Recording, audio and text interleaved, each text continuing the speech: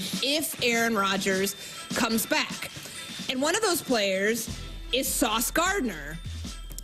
If the Jets end up prioritizing, if Woody Johnson specifically ends up prioritizing a soon-to-be 42-year-old quarterback over a 24-year-old wide receiver, rather Garrett Wilson, not Sauce Gardner, with game-breaking potential, I couldn't be further against that idea. It'd be the most Jets thing ever, and if you read the article in The Athletic a couple weeks ago, none of that would surprise you. Yeah, I mean, but for the Jets, left is right. Up is down. So it wouldn't shock me based on how they are. He's been a little disappointing, though, no? Garrett Wilson? Yeah, I would still prioritize my 24-year-old receiver over a quarterback who has been an absolute failure of the return on investment that they put in for him. But on Netflix that's just too. me. Yeah, I haven't watched the Enigma thing. Maybe I'll get to that at some point when I actually care. How far can Jaden Daniels' poise take the Commanders in the playoffs? We discuss next here on Unsportsmanlike, ESPN Radio, and ESPN2. Texting enrolls you in a recurring automated marketing text messages. Consent not required to purchase. Message and data rates may apply. The team's looking good this season. I think so. Man, I miss playing football. Being young with unlimited energy to burn. Ever since I turned 40, I just can't find that fire I used to have. Think it could be lower testosterone? What do you mean? All guys lose their edge when they turn 40. The body has less testosterone. That's why I take Nugenix Total T. I've heard about Nugenix. That really works? Since I started taking Nugenix, I'm lifting like when we played for Coach Carter. I feel more energized at work. It's even spiced up things between me and the missus. Are they still giving out complimentary bottles for people to try? Yep, send a text. It's that easy. Text STAY to 42424 right now for your complimentary bottle of Nugenix Total T. It's the #1 selling testosterone-boosting brand at GNC and Walmart. Do it now, and they'll also send you a bottle of Nugenix Thermo X, their newest, most powerful fat burner ever, absolutely free. Text STAY to 42424. That's STAY to 42424. These statements have not been evaluated by the FDA. This product is not intended to diagnose, treat, cure, or prevent any disease.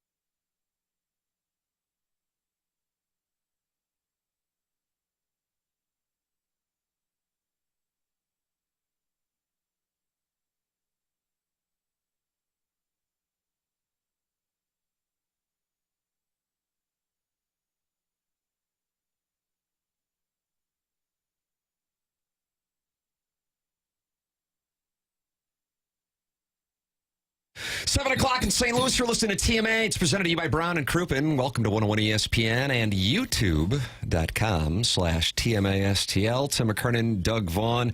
And Doug, on your right is Michael Wellington filling in for the vacationing Martin Kilcoyne. I saw him sitting over there. Hello, Willie. Gentlemen, you've been prospering since I've been away. This brand new state-of-the-art studio. What do you think? I feel like you finally made it to the varsity. Yeah, it's exciting. After 20 years, that's usually the industry standard.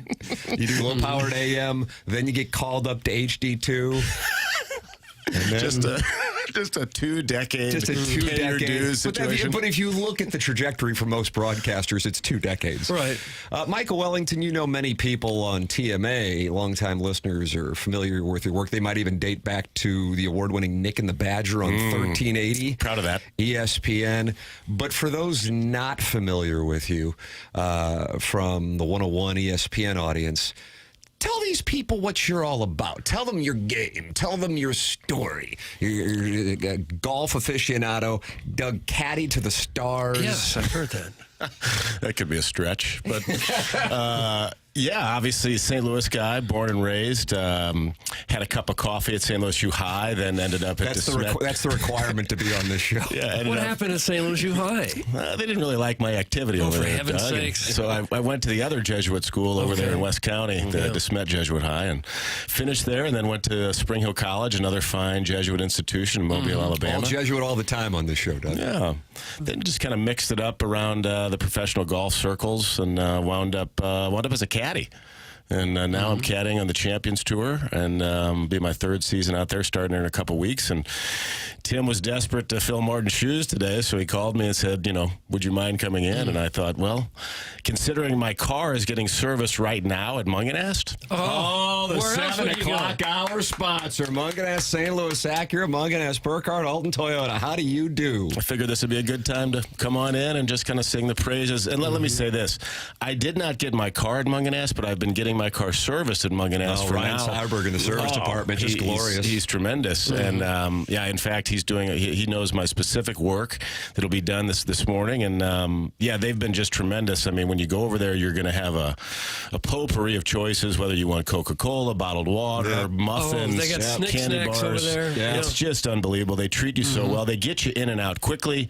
And so, obviously, I wanted to bring them up here in the 7 o'clock hour. How about that, Doug? This guy's supporting the sponsors and doing the show. That's all nice, but I want to know what activities you did at St. Louis U High that caused you to have to leave. Well, there was a handful of activities that they didn't enjoy. They didn't enjoy them at all. I enjoy that. Well, I can recall I played on the freshman basketball team for Gary Kornfeld, one of our favorites. He cut me and he called in to kind of dunk on me a couple months ago. Did he call in? Yes, he was one of my favorites for a couple of reasons. Number one, he was my basketball coach, but number two, when you took an exam in Gary Kornfeld's class, he would happen to bring the old school newspaper, the Post-Dispatch, and he would put that paper right up in front of his face so he couldn't see if there was any extracurricular activities going on. Yes, so he was, for that reason, was one of my favorites. Yeah. But I showed up with about 5 or 6 games left in the basketball season to practice, and he said, Wellington, you're ineligible. And I said, well, why is that? He goes, well, you failed film. And he said, we took film. High school film? Jackson would never do that. How did you fail film? I said, well, I got to be honest with you, Coach. I was sleeping in every single class, so it makes sense that I would be failing. See, that's honesty, Doug. That's the best policy. What kind of film were they teaching? I remember he was showing Alfred Hitchcock movies, Cool Hand Luke, those kind of movies, and then Jackson's nodding in in approval, Doug. This guy owns goodorbad.com. The Rotten Tomatoes of St. Louis.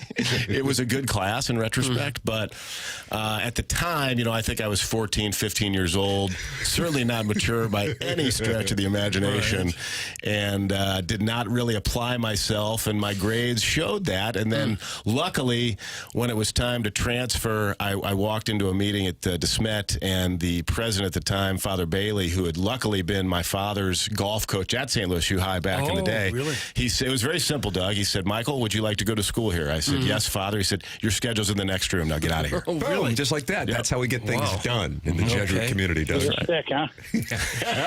There's Walter. I believe I could teach a class like that where you just turn on a movie. It was a good place to sleep. Yeah. How about this from Jake Reynolds? Doug, he welcomes people to youtube.com/TMASTL, and he says this, morning, boys. Hope everyone had a great weekend. Jackie, welcome back. You earned a nice little vacation. Hope you had a wonderful time.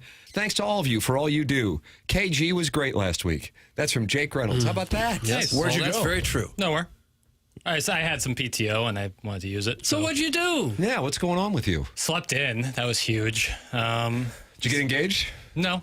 Nope, didn't get engaged. Hung Hung man out in with love, Michael. Has that been a thing? Are you close to? me and my girlfriend are very happy. But Well, I mean, is the engagement process close? no, but even if it was, I wouldn't be like, yes, I'm going to explain this live on the radio. Fair point. So, but hung out with her a lot. Just kind of we had a lovely Thursday night kind of Christmas dinner. If you could, prominent winter holiday, thanks. Couldn't be sorrier. Yeah, I know, especially coming from me. And Okay. and went to Canetto's, delicious. Oh, how do you do? That was Can I great. ask what the order was? She got the ravioli. I got the like the mastacholi. But they give you. Don't you have a problem with that Yeah, pronunciation? it's muscacholi. You say musk? Musk. Like Muscacholi. Look at this. Look like at- a deep, like a rich, manly musk. Victor Mature like musk. Yes. Dior Sauvage? No, I don't know. That pronunciation's not going to play well in the YouTube chat. No. Or What did you say, The Air Comfort Muscacholi? Service It's texting spelled box. Dare you. M-O. It's spelled M-O, not But it's M-U. pronounced muscacholi. Really? Yes. I don't know. That seems that has like a little human sprinkling of Hoosier saying mustacholi. Oh my God! Just like a little Michael. He grew up in Ladue. I guess so. They didn't just have like that a there. little sprinkle. I don't know. That seems a little odd. I feel like when it's like catered at a wedding, it's mustacholi, but at the restaurant, it's mastacholi. Is that how you ordered it? Did they toss you right out of there? No. They said, "Would you like it baked?" I said, "Yes." That's kind of How else were they going to do it? Fried? sous vide. I don't know. Oh. It was good. It was delicious. I had a great time. Yeah. All of my spots. Get the salad. Hang out. Okay. Is that your number one on the hill? It's the most special to me. That's what I'd say. Explain that. Yeah, thank you, Well, Michael. That's the follow-up. It was like the family spot. Like when we take out Italian food, we go to Canetto's. And then when I lived on the hill, I lived very close, so I could just walk there and pick it up. And it holds a very special place in my heart. They don't raise the prices too bad. It's very affordable. And I heard last week or a week or two ago, Mr. Vitale was on, and he The mentioned delightful Joey Vitale Really every Friday outstanding. on this program. Yeah, he's really good. He mentioned that Canetto's has no windows. Is that Correct. true? Yes. He's And the mentioned that a reason- couple times on Yeah, the program. I loved that reason. Yeah. I had never heard that before. Me neither. As a guy with a Mick in the front of his name, I don't feel like it's my place to talk about it, especially married to somebody with a vowel at the end of their name. But then when Joey just opened up about it, I'm like, free for all. It was happening somewhere. Yes. What was the reason again why there's no windows? Well, according to Joey Vitale, it was, just on the off chance that somebody wanted to fire a gun in there. Oh. Just because someone said Calipari is on, muscacholi? and Patino was in here. We're talking Italian special. We're talking rigatoni, marinara. I spoke like Dickie V the whole dinner.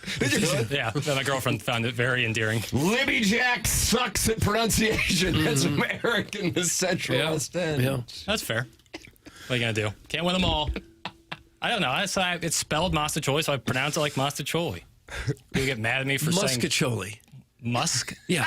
Like a Victor Mature like musk. All right. You're a good enunciator. I try to. I know. Project, I've at been least. listening to this program. I understand your talents. So enunciation good, pronunciation bad. I'll take that. Better than the alternative. Yeah. Jackson at Canetto's Steak Medea is the play. Best dish on the menu. Been having it for 30 years. That's from the 314. I respect that. I mean, it's a house of pasta, so I feel like getting pasta is always the move.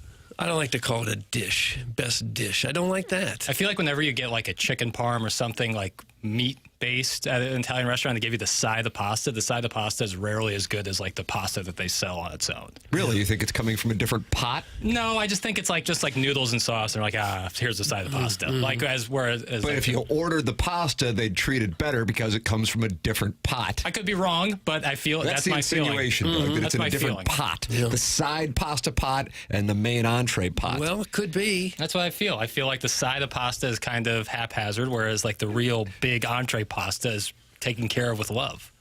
When you leave there each time, do you feel as if, assuming you get the pasta of some sort, do you feel as if you need a walk afterwards? Yeah, I mean, you feel it. There's no And you're doubt. a young man. I know. I feel like 26 bills, Michael. 26. I'm so jealous of that. But he's a man in love. He's settling down. Mm-hmm. Apparently so. Yeah. Well, you don't seem as jealous of that. Well, I mean, I just wonder if the engagement process is further along than we all think. I think it is. You can wonder all you'd like. But I that's have no where it'll doubt remain. that Tim will be on it. I've got action on 2025. Who took that? Doug. Doug, nice. How long Doug's have you been dating this wonderful More than gal? a year. No, we're coming up on a year. What's the anniversary? End of January. Where will you take her?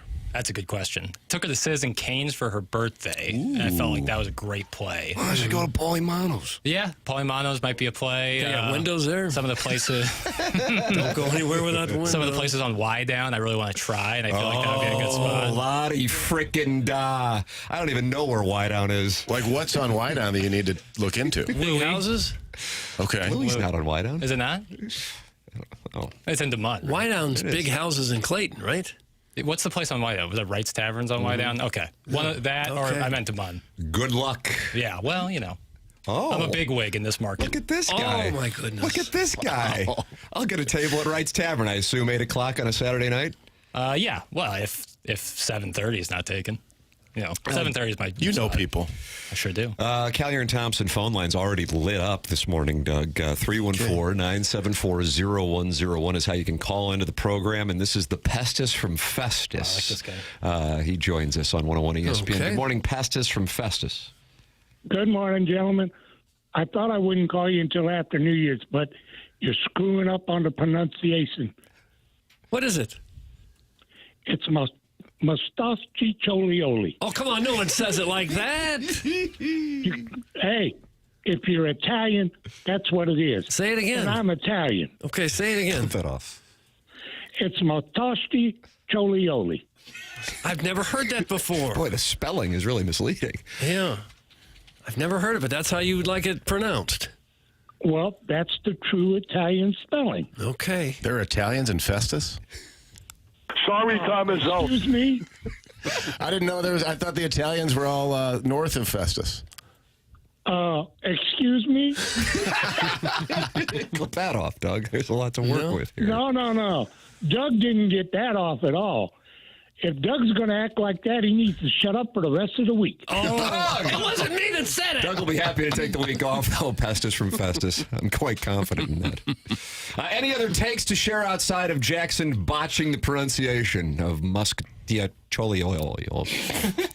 No other things. I love Jackson. He's cool. Yes, Put that off. Yeah. How about that? Best endorsement of the year. That's big. It's going to close the resume reel. Yeah.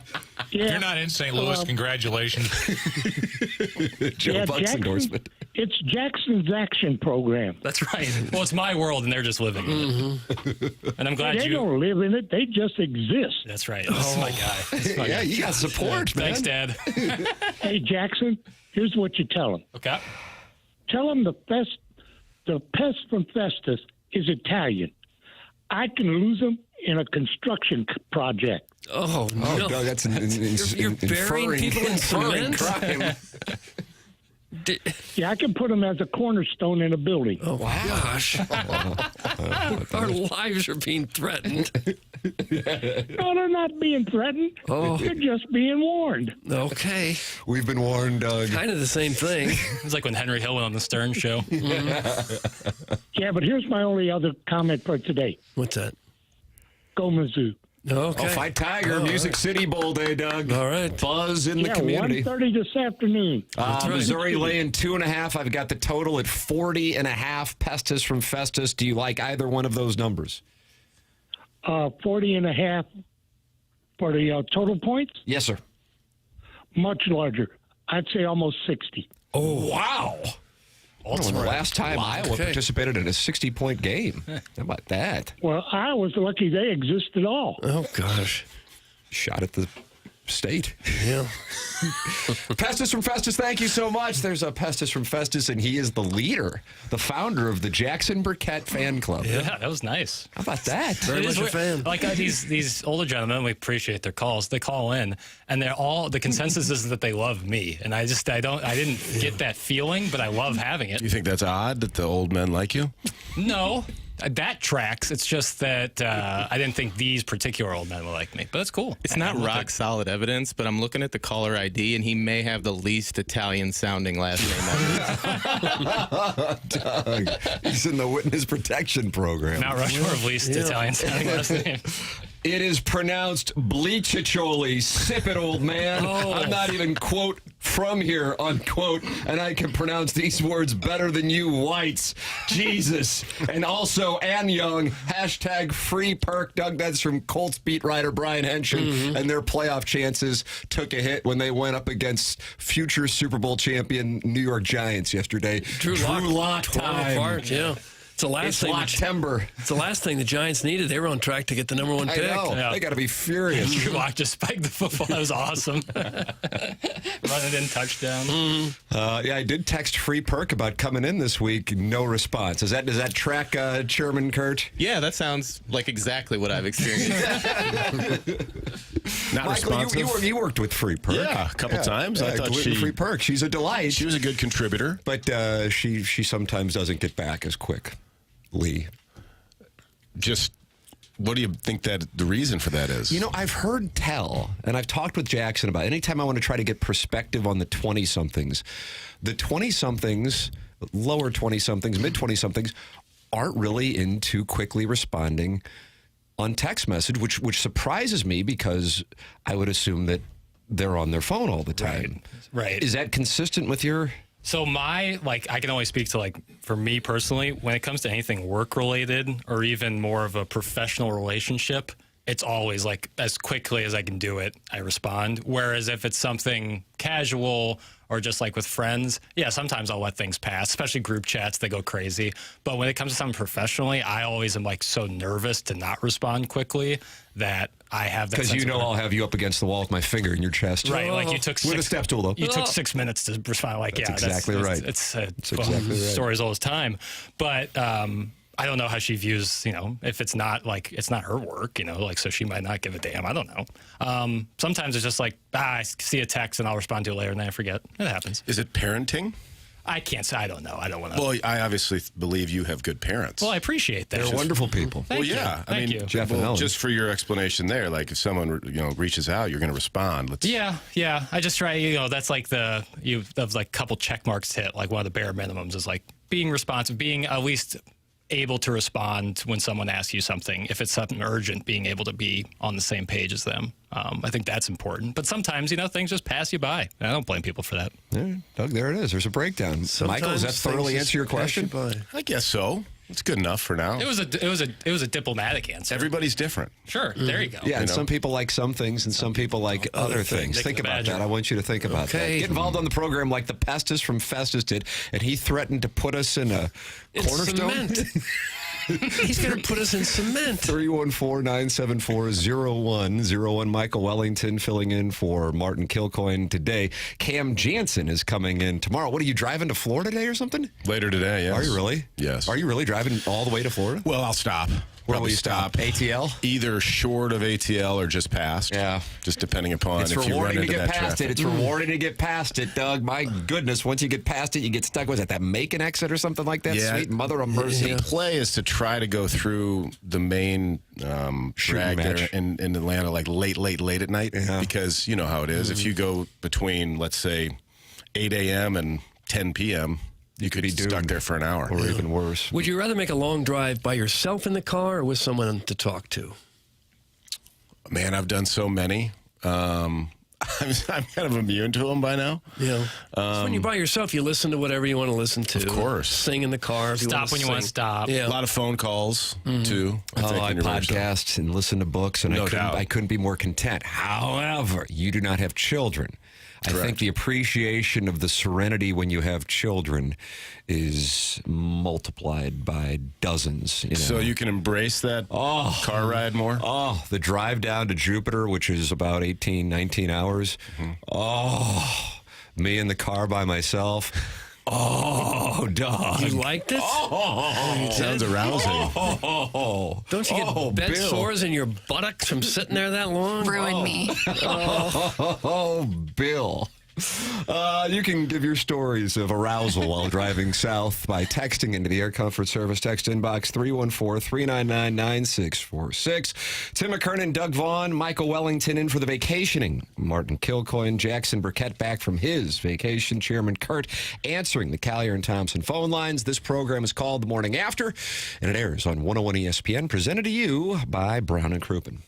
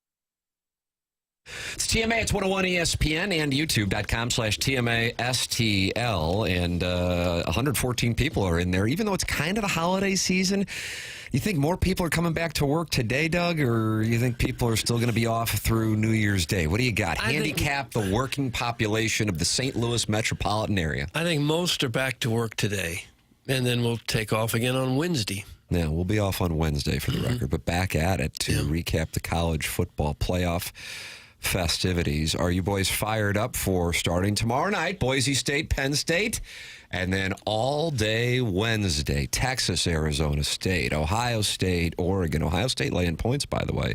And then the nightcap, Georgia, Notre Dame. Level excitement, 1 to 10. Go. I got to number it. Go. I'll say it's 8. My excitement is an 8. Michael? I love college football. I have to go 10, especially for Wednesday. God bless America. Well, if you like to gamble. Yeah. Now, I would gamble on these games. Yeah. Right. The other nonsense that goes Bozo on. Bowls. Yeah. You don't bet on the Bozo Bowls. Playing. Jackson, what's your level? 7.5. Wow. Why do we always have to do that? Only because I really wish these games were on college campuses. I just find it to be so less appealing that they're playing in these kind of sterile corporate environments. I agree with that. However, the only way it was going to get done is if they incorporated these antiquated bowls. No, I get it. I understand the context of it. It just is coming from what we saw. Like, I wish the games last time around, the first round, were like more barn burners at the college campuses, because that would have satisfied my kind of thirst for that. So I don't know if that's going to happen this time, but I think the matchups are awesome, so I'm into it. Eli Drinkwitz will be coaching the Missouri Tigers today at 1:30. It's the only bowl game today. And we discussed that. We broke it down with Missouri insider Pestis from Festus, who also threatened our lives. And likes the over of 60. Yeah, if you get an alternate line of 60 somewhere, take the over per Pestis from Festus. Chairman Kurt, if you could, look up the last time the Iowa Hawkeyes participated in a game in which 60 points were scored. I'd be curious on that. Maybe there was an outlier somewhere along the lines, but that's just not really what they do. I thought this soundbite from Eli Drinkwitz yesterday was one of the most refreshing damn things I've heard regarding bowls. He was asked about the 10-win possibilities for Missouri back-to-back years, and here is what he had to say. Coach, talking about the program you're building, some of this momentum, what would it mean to get across the 10-win threshold for back-to-back years? I'm not really caught up in the outcome of that. I think obviously for us, it's an opportunity to play for a championship, and that's the single focus for us. It's an opportunity to play for the TransPerfect Music City Bowl championship. The long-term effects besides that, I think, I'm not caught up in SEC versus Big Ten. I'm not caught up in any of that. This is really a standalone game, and it's really different than what you had at the end of the season because of the free agency period that occurs. So for us, this is, I hate to be like this, but it's an exhibition game. And for us, it's an opportunity to take our players and play one last time together. And, if you're fortunate enough to win, it catapults you into next year. And if you don't, then you came up short and you fly back home and you celebrate the new year and you start all over. So I don't know that it carries more significance than that. Oh. Fire that all over my chest. I beg your pardon. It's just so refreshing. I love that because back in, I think, the 80s and maybe a part of the 90s, it mattered. You didn't schedule the 4 automatic wins, and then you went to a bowl. Not everybody went to a bowl, and then people weren't opting out left and right. So I find that to be very refreshing because it's honest. A 10-win season, you do it by winning however many SEC games to get there. God bless America. But you get to play 13 games and win 10 games. The vast majority of Missouri's 10-win seasons have all been since 2000. It's not an accomplishment relative to comparing it. It's like, Saquon Barkley got to 2,000 yards in 16 games, but he is getting an extra game. I mean, that does matter. I understand why some old school baseball fans were critical of Roger Maris and the home run record. He was playing 162 games. Ruth wasn't. This stuff is all important in context, and I thought it was refreshing for a guy who could have said, yeah, it'd be huge for us to win 10 games to bolster himself and his program, called it what it was. And that's exactly right. It is an exhibition game. And if they win, great. If they lose, it won't change a damn thing. The games that mattered, when it got down to it, they didn't win. And that was A&M, Alabama, and South Carolina. And that's why they're playing a game at 1:30 in Nashville in front of probably 20,000 people, mostly who were there to have cocktails last night. That's it. That's all I got. I appreciate the honesty. Do you think the people that run the Music City Bowl are pleased that Eli Drinkwitz called the game an exhibition? I think they're happy he said the TransPerfect Music City Bowl and made sure. Sponsor, and I respect that. Yeah. What else could you call it, though? What else is it other than I honestly, I thought that was setting him up to do the whole thing, 10-win season, what that means. Yeah. And then you'd sit there. And if he did, I'd go, okay, well, here's who you beat in order to get there. Right. So God bless him. because as far as what the aspirations were for this team, they came up short, and that's the reality of it. So to sell it otherwise would have been disingenuous, so I appreciate that. That's authentic. I don't know how many Missouri fans heard it, because if they do win today, you'll hear a lot from Missouri fans about a 10-win season. And then if they do lose, you'll have the Big Ten nonsense that will go on. And it doesn't matter one way or the other. Oklahoma failing to get a 2-point conversion against Navy does not alter Georgia's prospects tomorrow against Notre Dame or Texas's against Arizona State. It's nonsense time. Boy, that take flies around a lot this time of year. Well, it's a Big Ten, SEC. The SEC thing about performing poorly in these legitimate exhibition games against teams, where it's Is this on Twitter for incels, or is this actual people who generate revenue? It's 95% the incel community on Twitter. Doug, do you deal with the incel community? Not really. That's kind of your base, brother. Your base is the incel community? That's kind of, if you're on, if you're doing a podcast, no matter what you do, incels are going to find you. And just to go through it again, an incel is someone involuntarily celibate. Okay.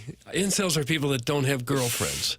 Yeah, despite their best efforts. And these are the people that are making these sweeping generalizations about football games. Right, but then I would say there's a 5% chunk of people who are quote unquote real media who like to. Now, what is real media by your definition? What is that? They have a podcast, or they have. That does not. I'm saying I'm not saying that they through some legitimate organization, a lot of these that also does not. Well, either way, they stoke the fire. We have a benchmark for gross annual revenue? No, that would really fly in the face of real this. media, and that was Greg Gumbel, who passed away this weekend. What a great guy he was. Yeah, well, we're going to miss him. All-timer, man. Yeah, 100%. Okay, but go ahead with your real media podcast. Yes. Is there real media left?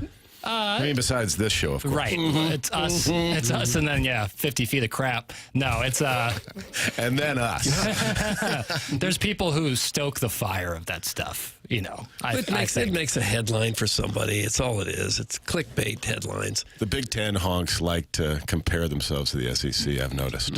And any opportunity that they can. And again, it's 95% incel burner. Incel. Back to no girlfriend. Which is if you go on Twitter for you, it is just parents' basement. It's like a wax museum of burners. It's brutal. I'll never understand the conference cheering. It felt weird to pull for Ohio State, but I wanted them to hang 80 on Tennessee. Respectfully, Wellington, business is business. That's from Al in Dadeville, and Michael, he is a huge Georgia fan. Couldn't agree more, man. We talk about what's it called? Needlepoint belts. And a popular needlepoint belt is having every SEC team on your belt. Now, when you say popular, where is this popular?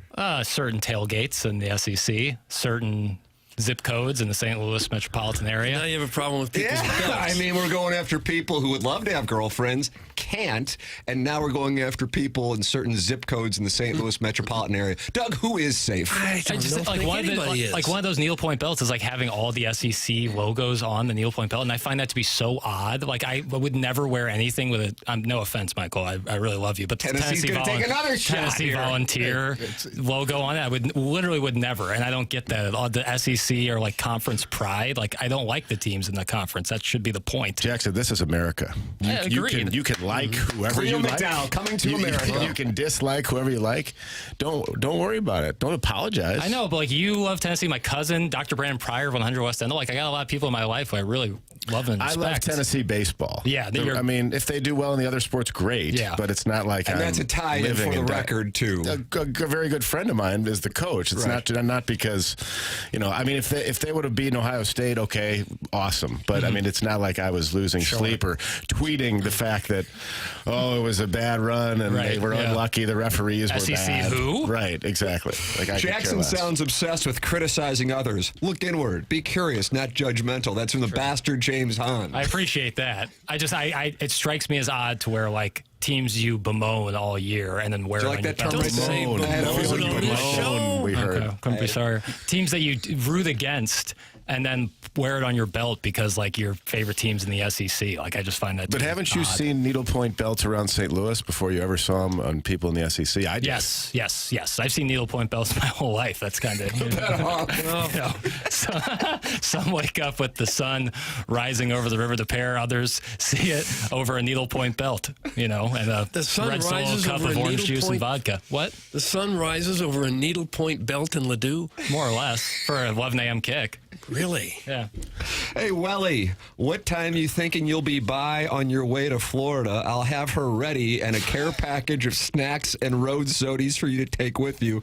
That's the recovering alcoholic from Belleville and Webster Groves, and it sounds like he is offering up his wife to you. Well, I owe him a debt of gratitude, not for the wife, but he got myself and my parents. We had a nice dinner last night at Olive and Oak, and he was responsible for getting the reservation, which I thought was very interesting. When I walked in, I told the girls behind the counter our last name, and they were like, "Sorry, we don't have your name." I said, it's under Pondoff, perhaps. And they were like, "Oh, okay. Now you can come in." Yes. That's exactly how it went down. So thank you to the recovering alcoholic. It was a wonderful meal, a wonderful evening, and what a venue that Olive and Oak is in the heart of Webster Groves. Doug, watch this. Pray tell, what dish did you get? Oh, gosh. You like that? You like pray tell? No, I didn't. The sun rises over needlepoint belts. That's what it feels like. I had the burger, of course. That's so choice. Which I get every single time. I had some tomato soup, which was outstanding. Bill. Yeah, it was a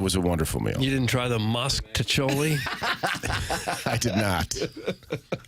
I bemoan this show as much as needlepoint belts. That's from Fat Dog Boy with an I. Fat Dog Boy? With an I. Thank fair. you very That's much. a good one. You can get involved on the program just like Fat Dog Boy with an I at 314-399-9646.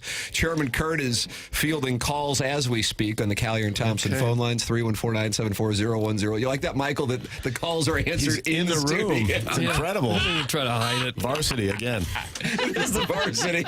Doug, tell me about Mark Milton. I was texting with Mark Milton like the Dickens yesterday. were you? How about this? Mark Milton, he's down in Lottie-Dottie, What a Lauderdale. gentleman. Yep. And he sends me a picture. He runs into Terry Crouppen.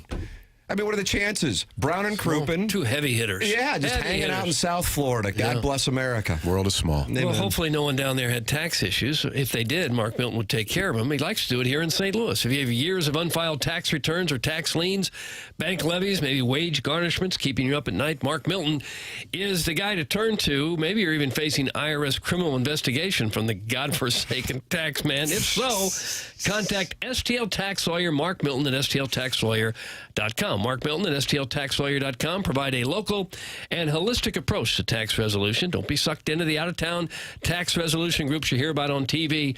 This guy is local, and he will take great care of you. Started his legal career with the Department of Justice Tax Division in Washington, where he represented the IRS in tax cases throughout the country, and even received the DOJ's Outstanding Trial Attorney Award. Mark now helps individuals and small businesses solve their tax problems. So if you have any kind of IRS issues, contact Mark Milton at stltaxlawyer.com today, and you'll be saying, hey, I'm not guilty. I'm with Milty. Sharon and Clayton. Remember, well, I have to say this. Oh, I'm sorry. The choice of a lawyer is an important decision and should not be based solely on advertisements. The number one supplier of the materials needed to make the needlepoint belts is literally in the 63124, and probably the largest concentration of the owners of them. Pot, meat, kettle, piddles. That's Sharon in Clayton. The supplier was of the her materials? dunking on me? I think she just two understand. hands. Because they make It was two hands. because they make the like the textile here. I don't get that. In Ladue? Oh, that doesn't. There's a that's textile tracks. facility in Ladue? That surprises me. Yeah, And she where? was the owner of the textile facility. Probably. And he's probably got it in an office park somewhere. Yeah, that sounds about more right. Sounds like she has a count going as well. Yeah, she's a little sideways with Jackson. What happened? I don't know. I don't. I just. What do you mean you don't know? I don't know what I say to make people Might have been upset. the pronunciation of Muscatoli. Yeah. That's got all of St. Louis up in arms. Is that We're really right? not happy about it at all. SEC pride, Jackson. It's not that complicated. That's from the 6 636. I don't care about the other SEC teams. I care about MIZ. Oh, That's fight Tiger. That's all I want Missouri to dominate all the other SEC teams. Why would I have like pride when Arkansas, beats whoever? I think it's people wanting to know that their conference is the best conference. That's it. I don't care about that either. It doesn't matter. Like if Mizzou won it all, I wouldn't be like, oh, they won a national championship, but the SEC was down. I don't care. It's all about winning, and your favorite team winning, not the favorite team's rival winning. But like when you watch a Major League Baseball All-Star game, you root for the National League? No.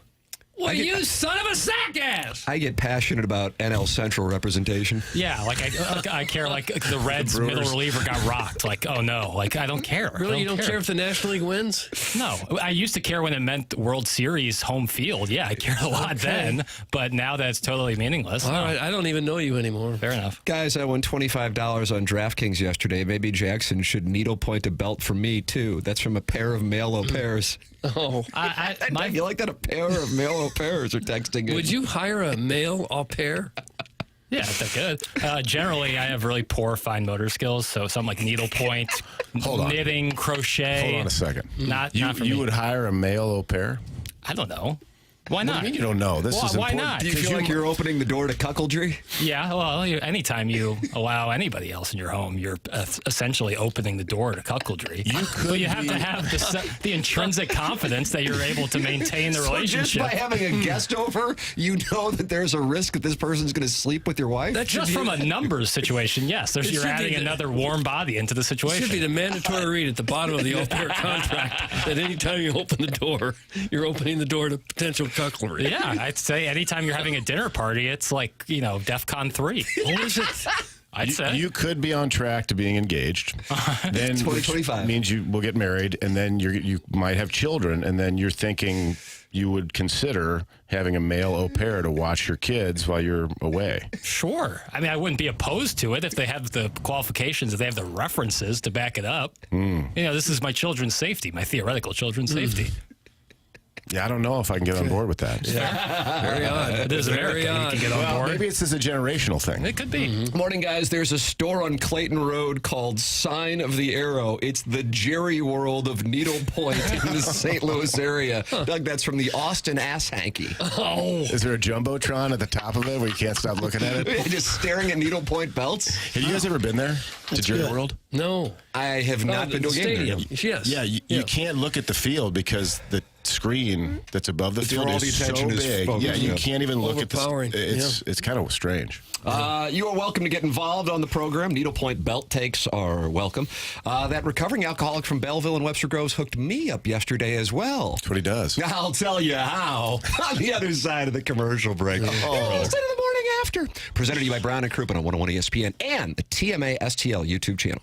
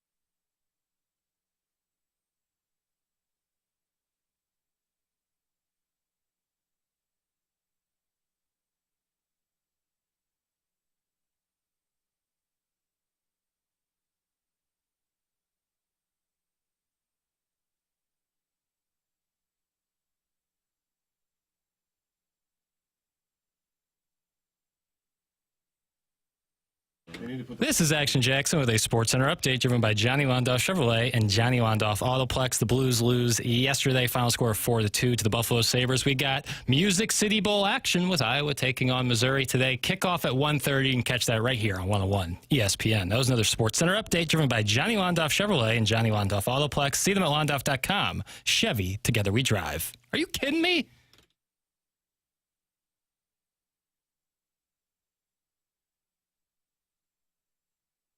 Welcome back. This is TMA, and it's presented to you by Brown and Crouppen. We are in the Munganess, St. Louis Acura, Munganess, Burkhardt, Alton Toyota. 7 o'clock hour. You can watch the program on YouTube at youtube.com/TMASTL. Tim McKernan, Doug Vaughn. Michael Wellington filling in for the vacationing Martin Kilcoyne.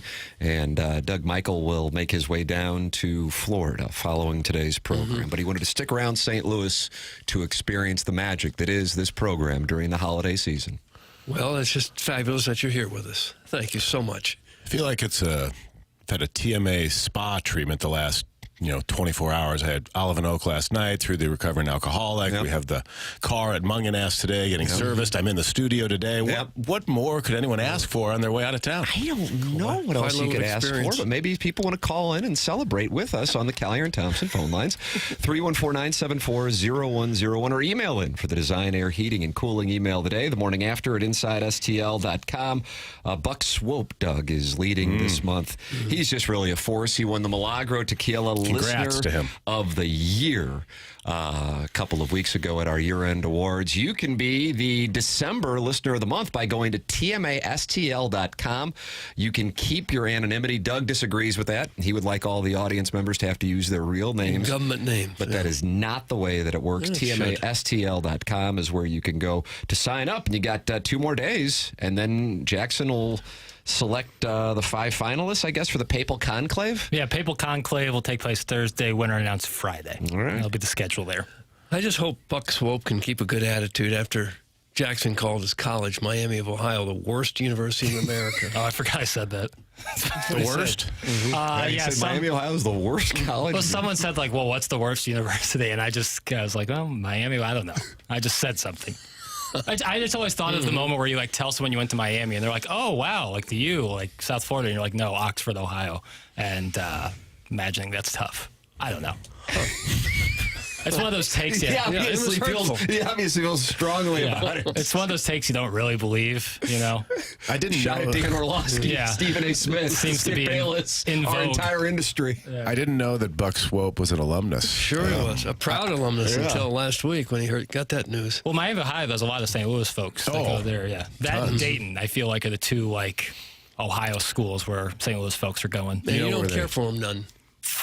Not my favorite. I don't know. I've never been to Oxford, Ohio. It's probably unfair. What am I talking about? It's totally unfair. Have you been to Dayton?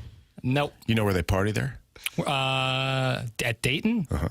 The area that they call. I know Oxford is Brick Street or something. But I don't Dayton, know. it's called the Ghetto. Is that right? Yes. Oh, wow. Doug, it's the home of the Flyers and Scoochie Smith. He played there for 15 years. I swear he to had God, a great NIL deal before they.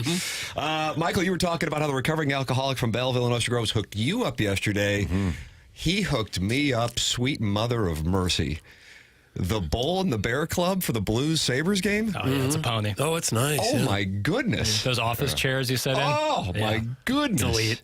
Oh. Yeah. With food up there when you want to go graze a little bit. Buffets galore, right? Oh, Bill. Did you get you some road sodies? I did not. Well, you know what? Now that I think about it, actually, I did have some libations. Oh, did you? Which is kind of rare for me during the day with the 2-year-old and 7-year-old with me. My wife enjoyed some libations as well, and we got to take in the Blues and Buffalo Sabres 2 p.m. game. Give me 2 p.m. games when you have 2 young children with you all day long.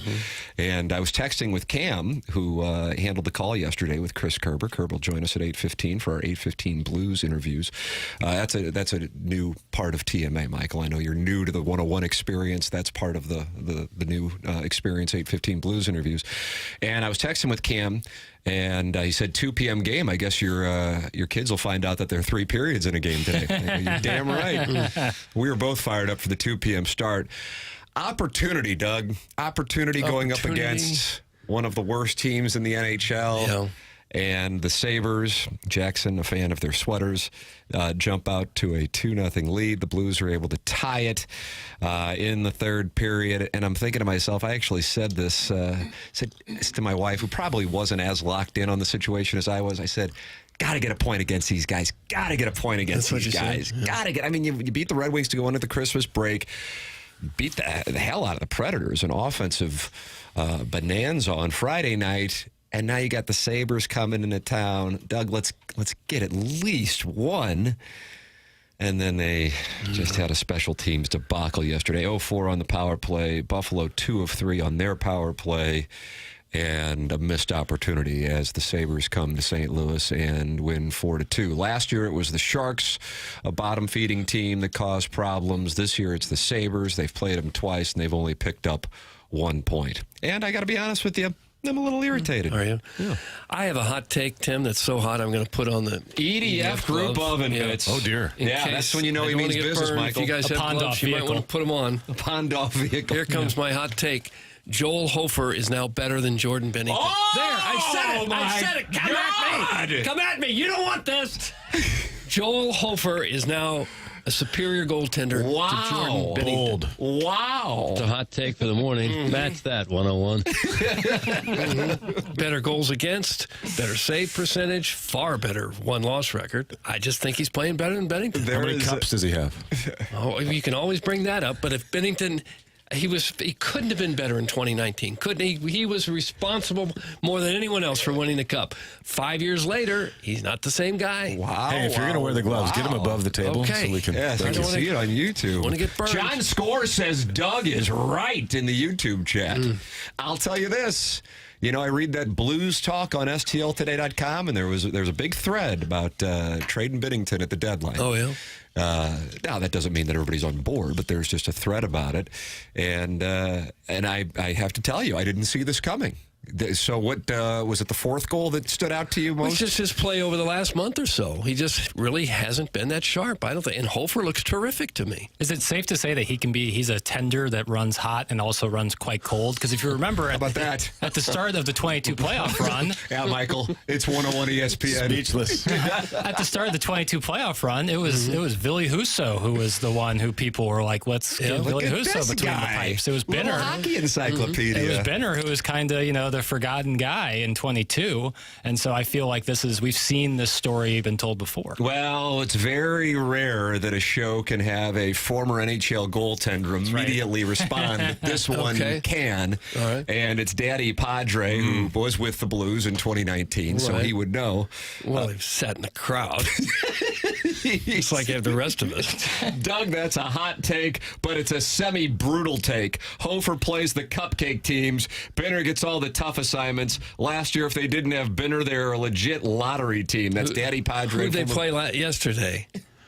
Buffalo was at the top of the division, correct? One of the worst teams in the league. Okay, I got different standings. I know Bennington usually gets the harder assignments, but he just hasn't been that sharp this year. He just hasn't. Bennington's never had a good December in his entire career. Come on now. Y'all are talking crazy. That's from King Chris White. That's his government name. If they had one game to win, read what's in the teleprompter. If they had a game to win tonight, I would prefer to see Hofer in goal. That's what I'm saying. You think Hofer is going to get the start at Wrigley Field tomorrow, 4 p.m.? Probably not. No, I wouldn't think so. He will get the start against Ottawa on Friday. Probably. Okay. That'd be my guess. Or Columbus on Saturday. Well, you know he's going to get one of those starts. Bennington's been your guy for 5 years now, and I would think when they play this big showcase game, he'll be in the nets against the Hawks. Doug, would you like to go to that game at Wrigley? I would not. I would like to go if I could sit in a suite or something. I have no intention to go to sit outside in the freezing. It's actually going to be pretty temperate for not north bad side for of Chicago tomorrow. I nearly spit me cinnamon roll across the floor. Worse than the Bo T-Rex arm concern take. Come on, Doug. That's from Big Blonde Dan, Esquire. Keep the hot hot and the cold cold, Jax. Big Blonde Dan. Was there a take? I didn't listen. Was there a take that Bo Perbula has short arms? I love that. It's like Kenny Pickett with his small hands. No, I don't. No, he short arms the ball when he throws. Oh, okay. I thought he has short arms. You're concerned about his wingspan. The video I saw, it looks like he kind of throws it with half of a chicken arms it, dinosaur arm all the way gator back. arms it. Yeah. Like when you miss a free throw short. Yeah. Awful take, Vaughn. Just trash. That's from Dewey Oxberger. Well, watch the games. Hell Don't yeah. get caught up with what happened 5 years ago. Watch what's happening now. Doug does ball. Awful take, Vaughn. Just trash. That's Dewey Oxberger. Doug, shut up. That's John Fazalak. Right on, Doug. You are correct. That's from the 636. I told you it was a hot take. Sharon and Clayton, bite your tongue, Doug. Everyone goes through slumps. Preach, Padre. That's Sharon and Clayton. Daddy Padre and Sharon and Clayton, an alliance. Okay. Shut up, ravioli head. When you make these hot takes, I don't expect everyone to agree with them. It's why they're hot. That's right. They're not supposed That's to why be you need the consensus gloves. take. Are you have glitter on your head? Is that, Oh, is I that see right? something. Were I you see something. were you descriptive? Something shining? I may have brushed against the Christmas tree. Okay. What's the logo on the gloves? I just saw you EDM shining. group, baby. Is it? Okay, I didn't know that was You on. don't get That's a burned. Pond-off vehicle. It is a Pond-off vehicle. He's everywhere. Hey, the garage door breaking season is here. The springs break when it's cold out, and that's when you need Schaefer Door Company, the sponsor of the TMA STL app and the 101 ESPN app. The spelling of the name Schaefer is SCHAEFER door.com. That's SchaeferDoor.com. Or you can call or text a number they set up specifically for TMA listeners, 636-782-3608. They service all kinds of garage doors for service and new installs. If you run into a garage door spring breaking over the weekend, they set aside Monday morning standby service to go out there and take care of it literally right now this morning. It's Schaefer Door Company and Jason Gossrow and his team. Go online at SchaeferDoor.com or call or text 636-782-3608. When you hear that garage door slam against the ground, the spring broke, Schaefer Door will come out there and fix it right away. Schaefer Door, a Clopay Master Authorized Dealer. Tim McKernan, Doug Vaughn, Michael Wellington in for the vacationing. Martin Kilcoyne, Jackson Burkett's on the ones and twos. Chairman Kurt manning the Callier and Thompson phone lines. And you can watch us on YouTube at youtube.com/TMASTL. The Air Alliance team, sponsor of the studio cameras here on 101 ESPN.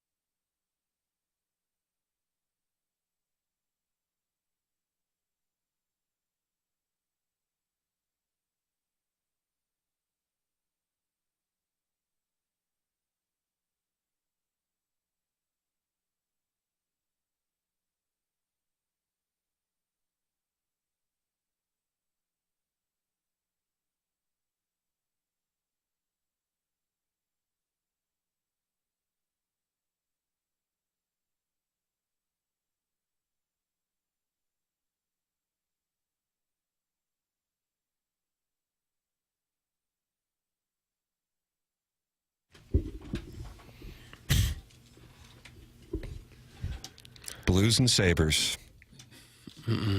Didn't go well. Difficult defeat. The Cardinal offseason. Oh, boy. Nothing happening there. Am I off the mark on this? But they haven't done anything? Not a thing. I guess they've hired some personnel, but they haven't. But as far as people who will catch or hit or throw. No, not at the major league level. So I heard something about the Cardinals that's interesting, I thought. I was with a buddy of mine who worked for them for 23 years. He said if you want to buy a suite for the Savannah Bananas that are coming to town, you have to buy a suite for a separate Cardinal game. You can't just get it for the Savannah Bananas. Right, you have the Savannah Bananas are the draw. The Cardinals are the package deal. What does that say? Problematic. It's a rough time. Yeah, I wonder how they're doing with their season ticket renewal, if that's been a huge issue for them. So I got this text on Friday night, and I was talking about being at the Blues game yesterday, and on Friday night, anybody watching the Blues and Predators, Doug, I feel like you're my only chance here. I'm quite confident. You were, Michael? I saw a little bit of it. I'm going to tell you why, and it goes back to you guys. By the way, thank you for having my brother on the show recently. The great Kevin Wellington. The audience raised $13,000 for Annie's Hope. I thought it was $6,000. It was $13,000. And then people podcast and then raised another $6,000, $7,000 after the fact. Yes. So on Friday night, tip of the cap to DeSmet Jesuit alumni Michael Shanahan Jr. He gave my brother and his kids some tickets, and he put them right behind the Blues bench. How do you do? And they watched that game from those seats, and they just had a marvelous time. So tip of the cap to Mike, and so I saw some videos. I watched some of the game. High scoring game, a lot of fighting. So it was a great game. 7-4. So Doug, are you aware of this little anecdote? What? So, the Blues and the Chiefs have this. They cousins? Is that fair? This partnership, this unspoken bond. The Chiefs, Clark Hunt, of course, voting for Stan Kroenke's project. Doesn't matter. They were going to move anyway. That's fine. Hey, God bless. To each their own. I don't get on board with the Kansas City Chiefs. If everybody else in town does, that's wonderful. It doesn't affect me in any capacity.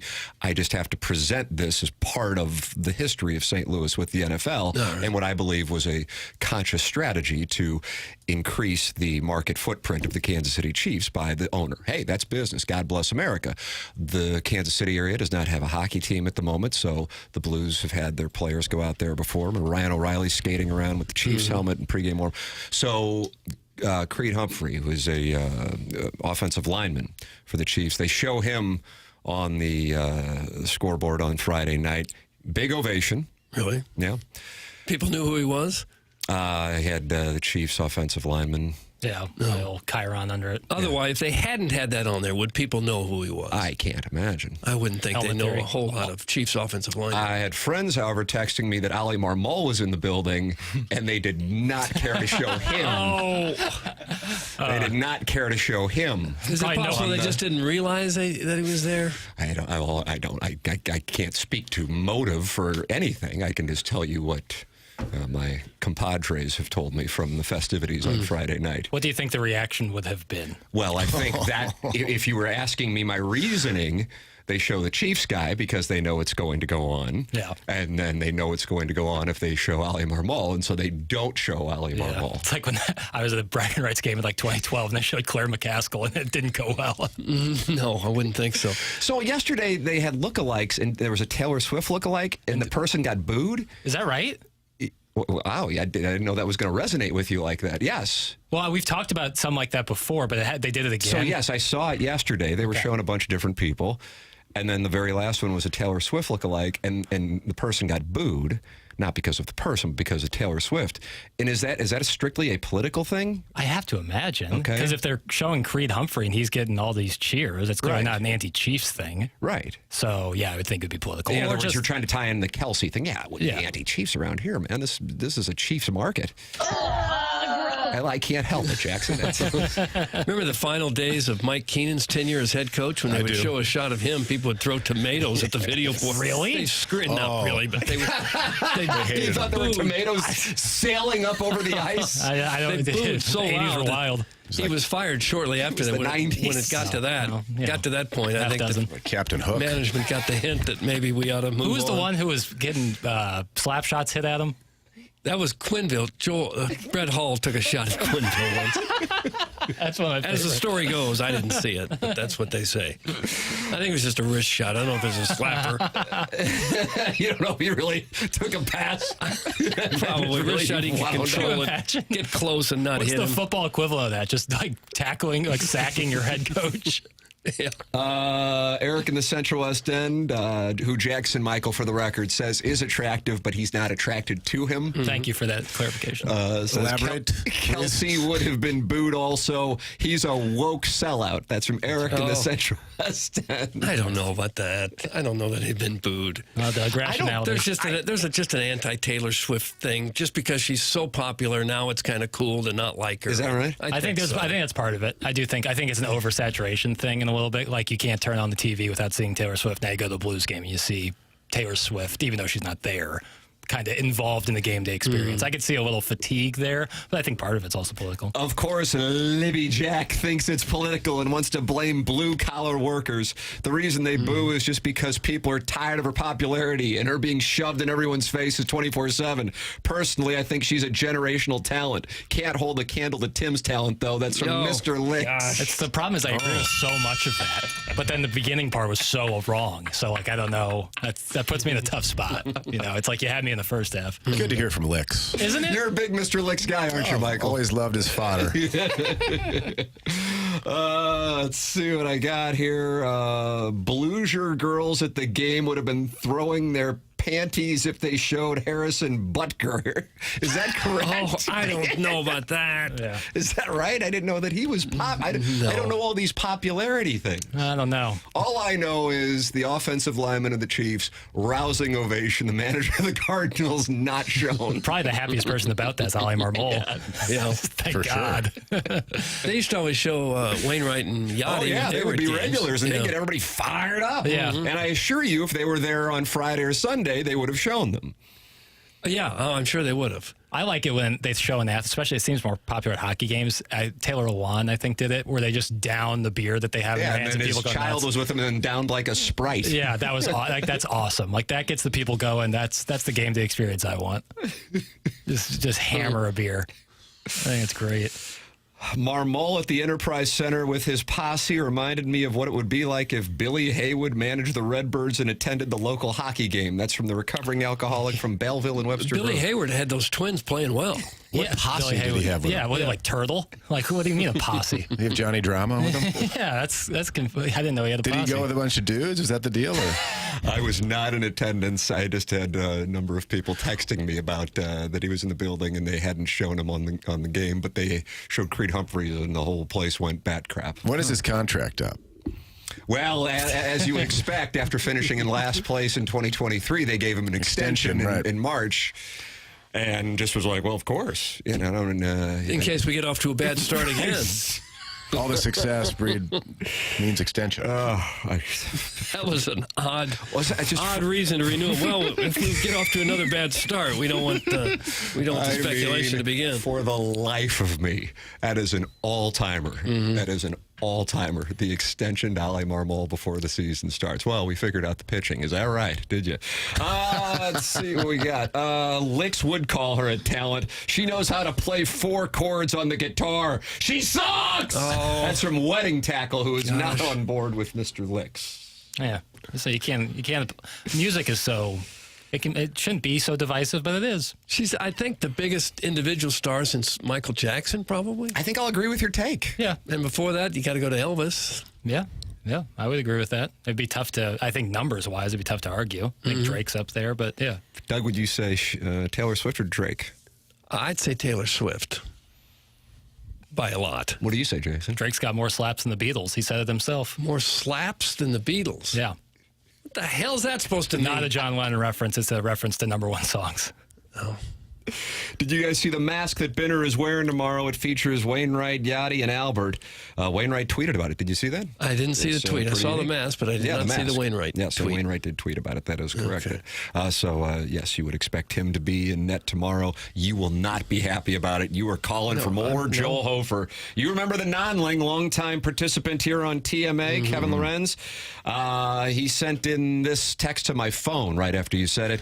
Quote, Warner's done. Put in Bulger. Making reference to 20 years ago. And I said, wow, you must not be on board with Doug's take. He said, yeah, not the greatest. Can't defend yesterday, though. Tough game for Bennington. Tough game for all of them. A whole lot of low percentage. Nothing there. So that's the non-links assessment. How are you going to judge goalies if not by save percentage and goals against average? One-loss record. What metric are you using to tell me that Bennington's better? Attention paid when the puck's at the blue line, or one of the lines. I don't know the lines. Is that a stat? Hofer pays attention. What was it Turek? Jackson's making reference to the, and we will celebrate the 20. I think there's a bobblehead, the 25th. You have Owen Nolan from like a little microscopic bobblehead, and then Roman Turek, whose nickname was Large, right in the foreground as the puck goes sailing from center ice past him in Game 7 of the 2000 playoffs. Doug, Bennington's record this year is, counting overtime losses as losses because we count the wins as wins, he's 9-17. Hofer is 8-4. Goals against, Hofer 275, Bennington 293. Save percentage, Hofer 905, Bennington 895. So tell me again how much better Bennington is. All right. Well, I mean, I wouldn't ask Jackson, honestly. He's probably not the go-to. All due respect, of course. Appreciate it. But Chris Kerber is going to join us, and we can talk it over with him. He's going to join us next. This is TMA. It's presented to you by Brown & Crouppen on 101 ESPN.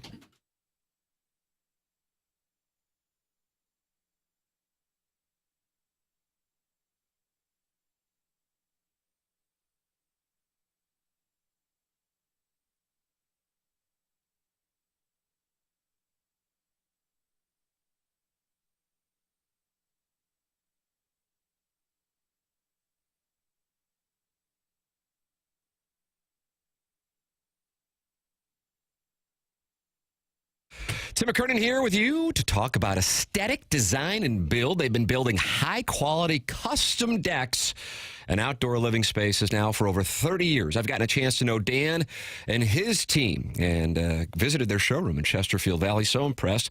Invited them to come by our home to see what work they can do with us. It is really impressive, the custom work that they do, whether you're going to add on a pergola or if you're looking to shade your covered patio with retractable screens. They really do have answers for it all. You can see it for yourself at aestheticdesignandbuild.com. That's aestheticdesignandbuild.com, or call 636-532-5008 if you're ready to take your outdoor space to the next level. Dan and his team at Aesthetic Design and Build would be the people I recommend. It's aestheticdesignandbuild.com, or call 636-532-5008 and let them know that I sent you their way.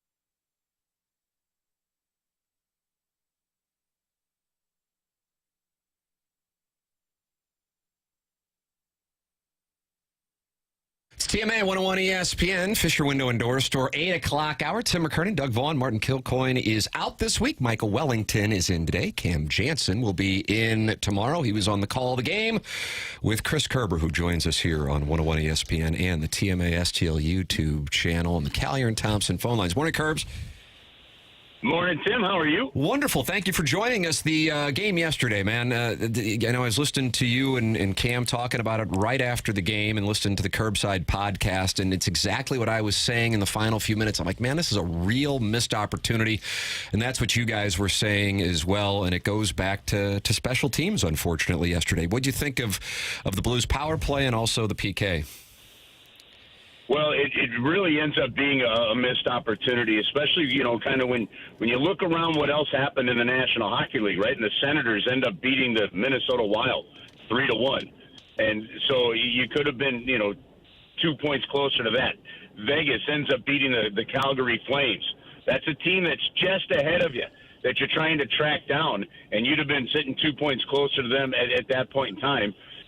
So it really was a missed opportunity there. And for me, I look at last season, I look at this season, I look at where the team is in this transition period, Tim, and it's just you aren't going to get to the next step until you're winning some of those games. And you can sit there and say, wait a minute, Ottawa just beat the Wild. No, I get it.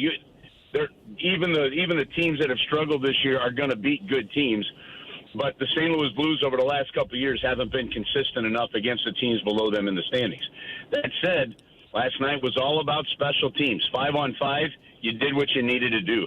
I mean, I think the Blues had 73, 74 shot attempts to the 26 of Buffalo. It wasn't even close.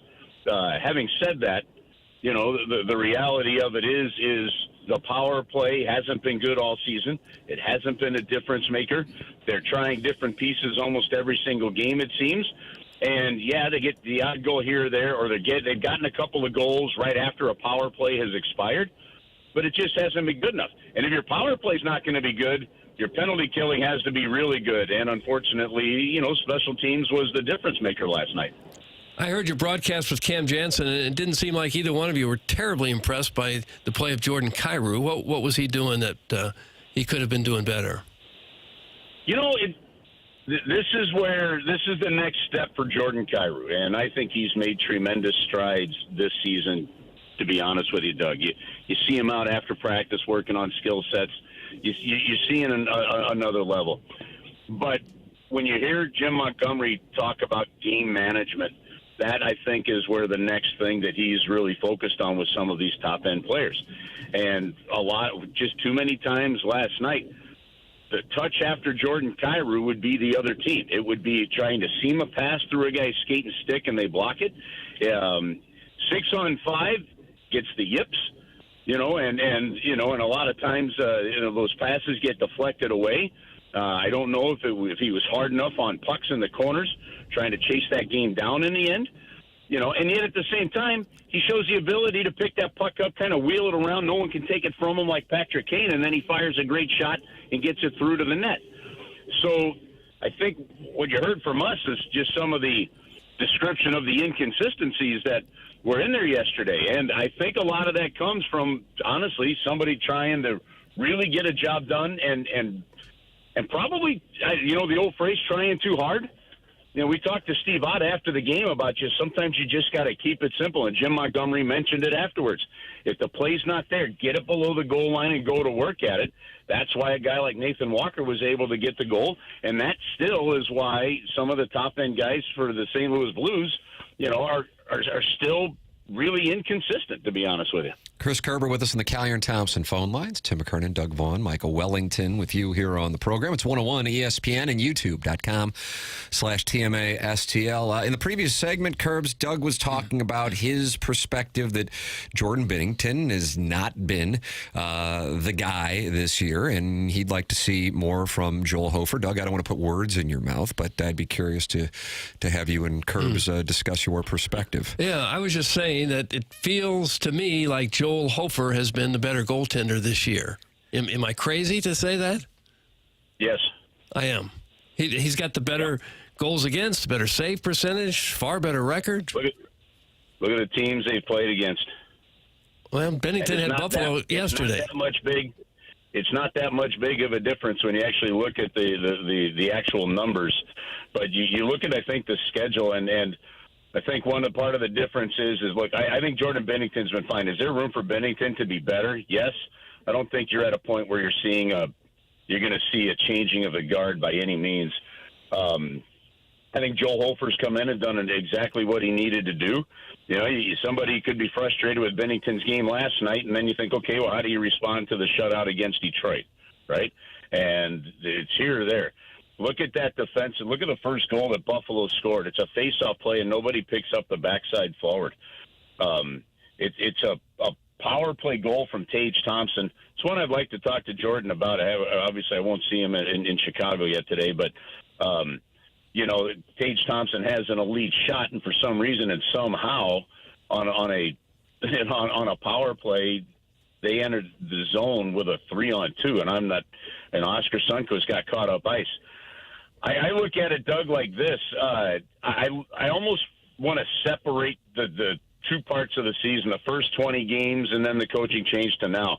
The team wasn't good enough defensively. The team was confused in the defensive zone, and there were just far too many backdoor chances, things like that. I think that goal that made it 4-0, their fourth goal last night is one that clearly Jordan Bennington has probably 9 times out of 10, but shoot, every now and then he's going to get that. I don't think the goaltending has been an issue for the Blues whatsoever. And that's, I look at it and think that you're fine no matter what. I think some people would think, and if you talk to maybe David Alexander, they might think that maybe Jordan played too many games earlier in the season. I think they'd like a game plan where they save some of those moments for the second half of the season, but because the team was struggling, because you had a coach that was, kind of battling for his own career in some respects, I think they hung their hat on him. And so there's some of that balance there, but no, I don't think we're at the point there. Now, keep this in mind with Jim Montgomery. Jim Montgomery was at a point, with the Boston Bruins where he basically played his goaltenders every other day. And I think as we move into this further into the season, I think you'll probably see a much better balance in the second half than we did see in the first half. And that tends to go more towards Jim Montgomery's history than anything else. With regard to tomorrow, we're going to likely see Jordan Bennington. That would be stunning otherwise. What are your expectations tomorrow as the Blues get their third opportunity to play in the Winter Classic and get a chance to hopefully capitalize on a team that is experiencing some struggles like the Buffalo Sabres this year and the Chicago Blackhawks? Yeah, and then Chicago scored first last night on Dallas and then spit the bit and gave up another 3. So first off, you got to be excited about this, Tim and Doug. Like you guys were so entrenched in covering the team, over the years. And you remember when these outdoor games started and every team in the league was like, what about us? And, are we going to get a chance to play? And you'd see Chicago and Boston and New York and Washington and Crosby and Pittsburgh, and you'd see these teams in it. Well, as the Winter Classic's gone along, it's spread itself out. I think it speaks volumes about Tom Stillman and his ownership group, Chris Zimmerman and his leadership group on the business side, Doug Armstrong and the type of product that this team has consistently put out on a pretty regular basis since he took over, and then specifically the St. Louis fans, the TV ratings, the radio ratings, the way that they travel. The fact that the St. Louis Blues have been selected for a third Winter Classic in 8 years, which also includes an all-star game on home ice, I think it's fantastic. And I think people have to keep that into perspective. What do we expect on the ice? Supposedly a lot of rain tomorrow morning. It should taper off in the afternoon. Who knows if that turns to snow? Hopefully the timing of those forecasts are correct. You're going to have to keep it simple. You want to stick handle and stuff, and Braden Shen talked about this. If you want to stick handle and try and, deke people at an outdoor game, that puck's going to be bouncing all over the place and things on you. And then the NHL does a terrific job with the quality of ice, but you just have to keep the elements in mind. So I think if they keep it simple, straightforward game, and whichever team just gets it to the front of the net and wins some battles will win this game. But take the fun out of it, Tim. Man, you got to get these 2 points. Yeah. And it's you messed up by not getting them last night, and you got to get them tonight or tomorrow night, tomorrow afternoon, tomorrow evening. What do we call that? Dusk? Doug, you call it dusk, 4 p.m. in December? That's dusk? I'll accept it. All right. I'll accept that. Is dusk okay? So, yeah, the park closes at dusk unless you're playing hockey. So, it's going to be a lot of fun. I'll tell you what. I don't know about you guys. I think the position of the coach in this situation has to really stink to have to look at one of the guys on your team and say, you're sitting this one out. Yeah. Well, maybe they'll get them both in for a moment. Yeah. Well, yeah. I'm not talking about the goal. I'm talking about like if they keep the defense the same, and it's Scott Perunovich who did play in Minnesota. You're talking healthy scratches. Talking about your healthy scratches. I mean, that's got to be a bit of a stinker, but. It'll be fun to talk to Jimmy Montgomery because he now will have been the head coach of a team at Fenway Park and at Wrigley Field.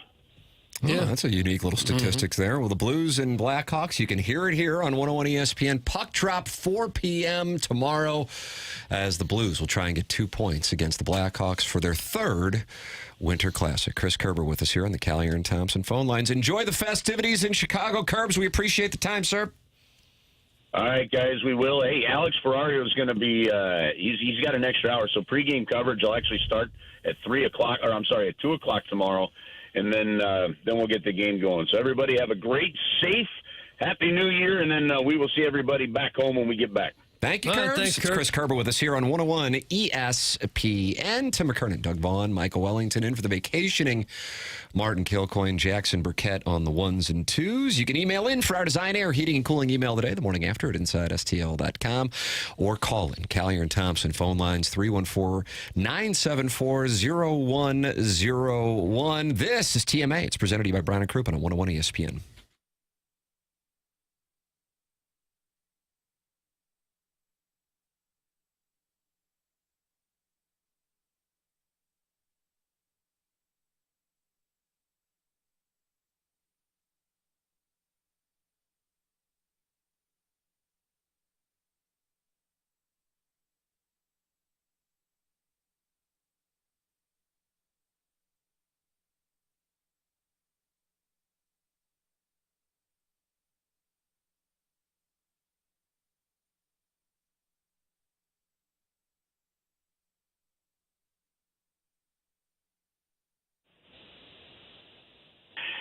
Hey, Classic Air Care wants to make sure that they wish everybody out there a Happy New Year, that if you're going to celebrate it out and about, you do so safely, and please get home safe. When it comes to taking care of your home and your HVAC needs, please keep them in mind. It's Classic Air Care. I encourage you to go onto their website, check out the reviews that they get, classicaircare.com. It's a 4.8 Google rating. You have to earn that with great quality service.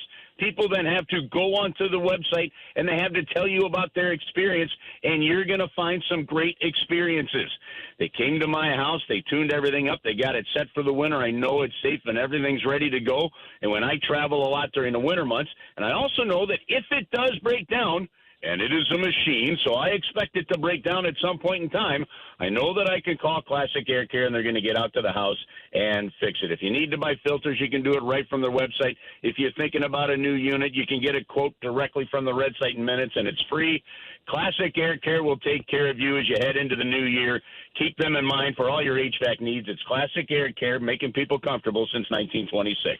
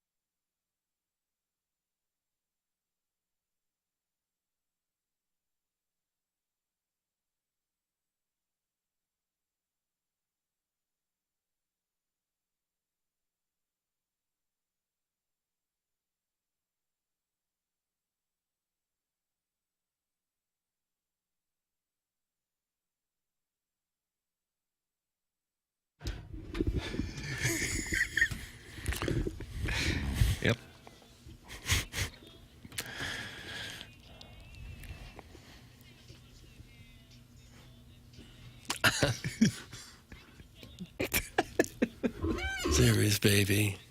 World Series, baby. World Series, baby. World Series, baby.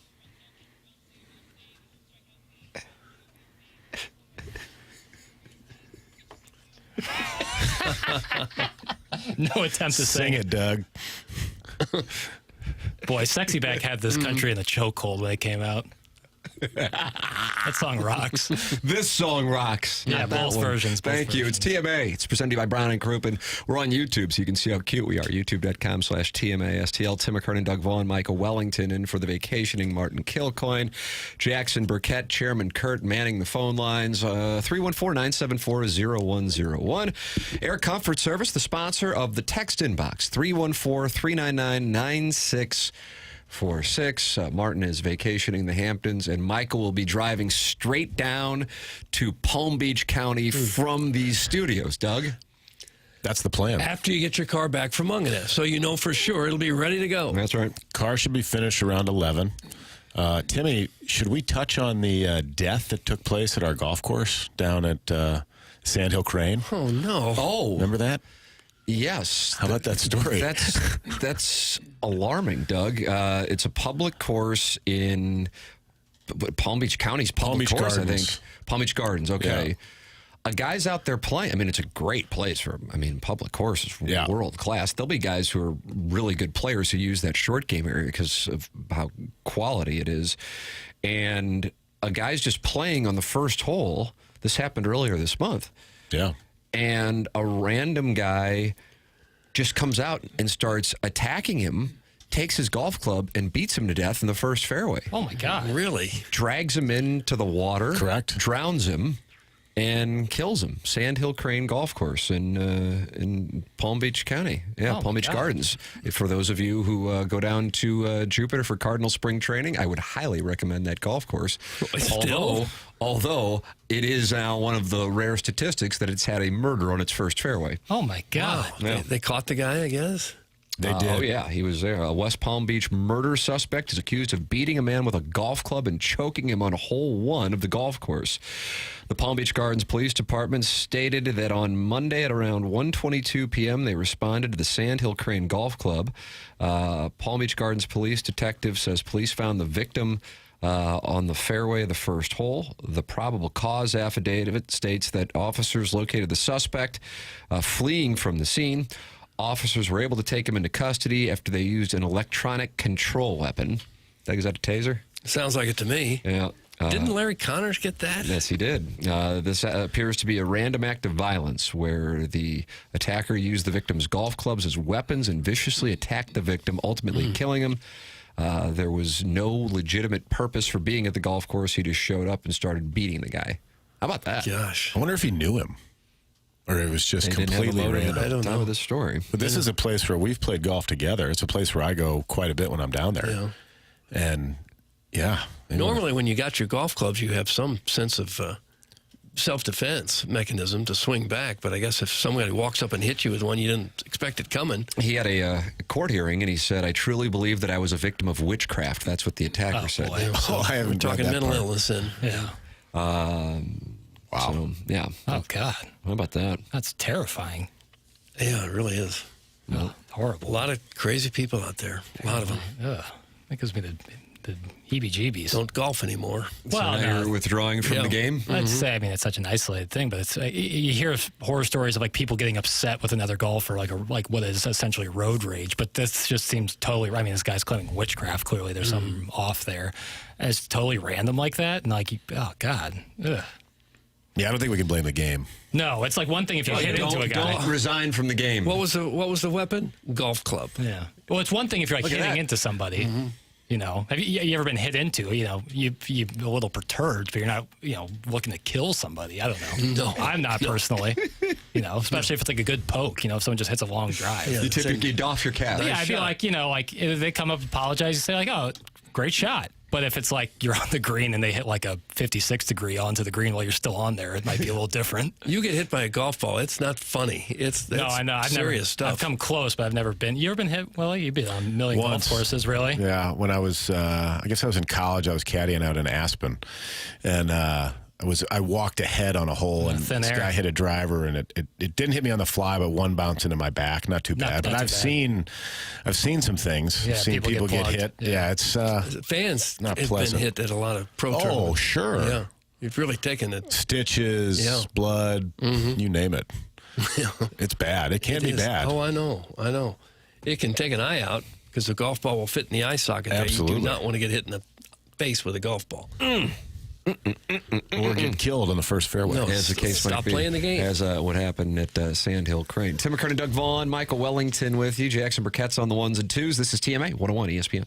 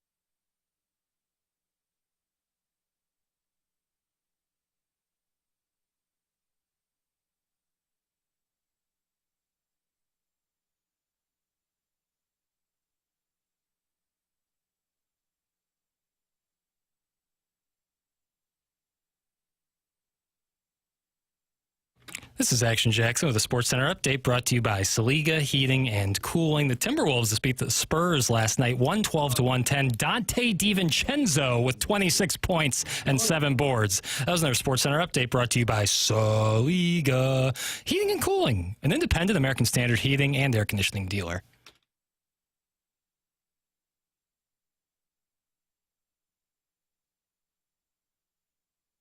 Welcome back. Morning After, Fisher Window and Door Store, 8 o'clock hour. My name is Tim McKernan, alongside Doug Vaughn. Martin Kilcoyne's vacationing this week. Michael Wellington in today. Cam Jansen will be in tomorrow. The program is off on Wednesday, and we will be watching Texas, Arizona State, Ohio State, Oregon, Georgia, Notre Dame. Friend of the program, your former co-host on Nick and the Badger, Michael, Charlie Marlowe, will be calling in. He can't do the whole show, but calling in on Thursday because he is a big Ohio State Buckeye guy. Boy, what a presentation we had with him and Joe Pelusi. Oh, award-winning.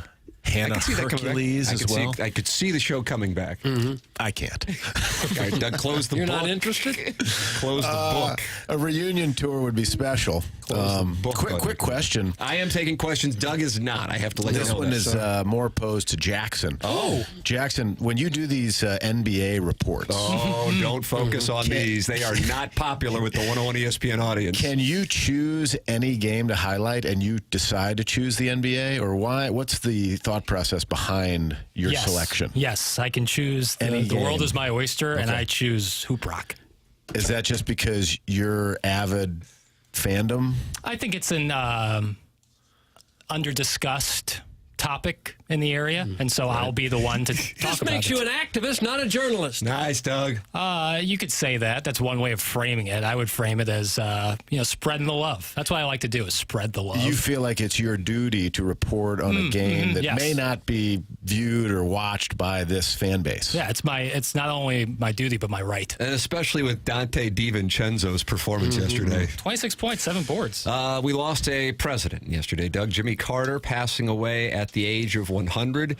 I thought that when Jackson said we have audio of Mike Francesa's eulogy, I was like, is this somebody doing an impression of it? But apparently Mike Francesa was on the air.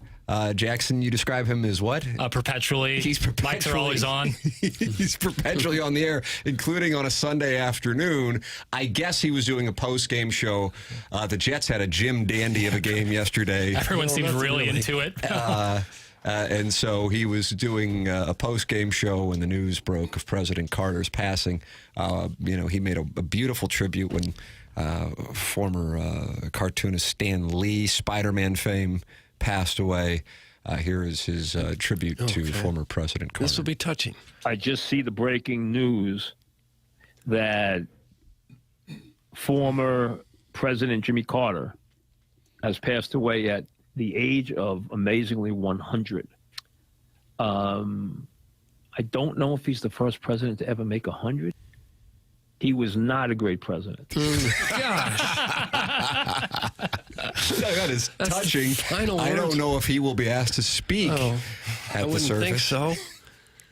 Gosh, such a life well lived. Served the country in the Navy. And governor of Georgia, made it to president. Tried desperately to bring peace to the Middle East. Great former president, building homes, working for Habitat for Humanity. Just gets skewered on the Jets post-game show. Gosh. And lived to be 100 and died peacefully at his home. Can you do it any better than that? Yeah. That's quite a life. Eddie in Hoboken. What's up, Eddie? No, let's get back to Eddie. Hey, what's up, Mike? What's happening? Hey, Mike, Stan Lee died today. Did you ever meet the guy? What do you think of him? Stan Lee? Yeah, Stan Lee. I don't know who he is. Don't know who he is, no. Jesus. Who is he? Who is he? Who is Stan Lee? He was one of the creators of Marvel Comics. Oh, who cares? Oh, gosh. Just a beautiful tribute. He was in Mallrats as well. Just a beautiful tribute. Really? The king of eulogies. Mike Francesa. Timmy, I think you were out.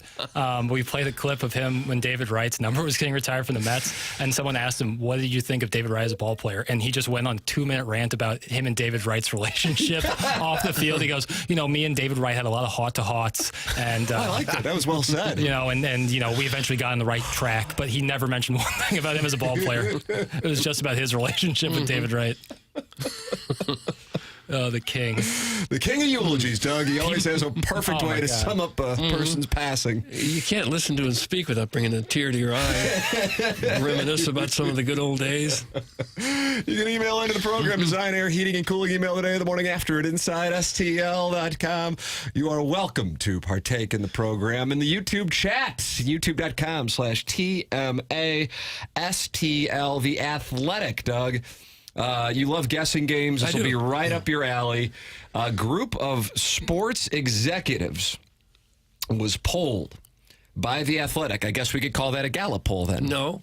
It has to be done by the George Gallup organization to be a Gallup poll. And therefore, this Gallup poll has the rankings of the top front offices in Major League Baseball, NBA, NFL, and NHL.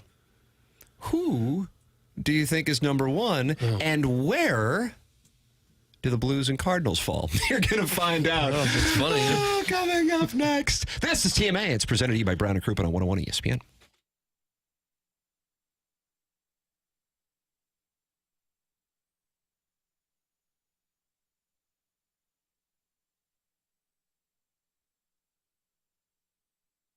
Michael's Flooring has been family and locally owned for over 30 years, and Michael takes great pride in making sure his employees are happy and making a great living, and that's why he's offering carpet installers $7 a square yard. That's right, $7 a square yard. His passion is flooring, and when you order from Michael at Michael's Flooring, he wants you to have the best experience for the best price, and that's why he is making sure he gets the best installers and giving them a compensation package that includes $7 a square yard, which is incredible in this industry. Go to igotfloored.com to learn more about joining Michael's team. They have it all, but carpet is awesome, and it is back in style. They have so many varieties of all flooring and have 3 easy-to-get locations in the St. Louis area, Creve Coeur, Darden Prairie, and St. Peters. It's Michael's Flooring offering installers $7 a square yard. Go to igotfloored.com to join Michael's Flooring.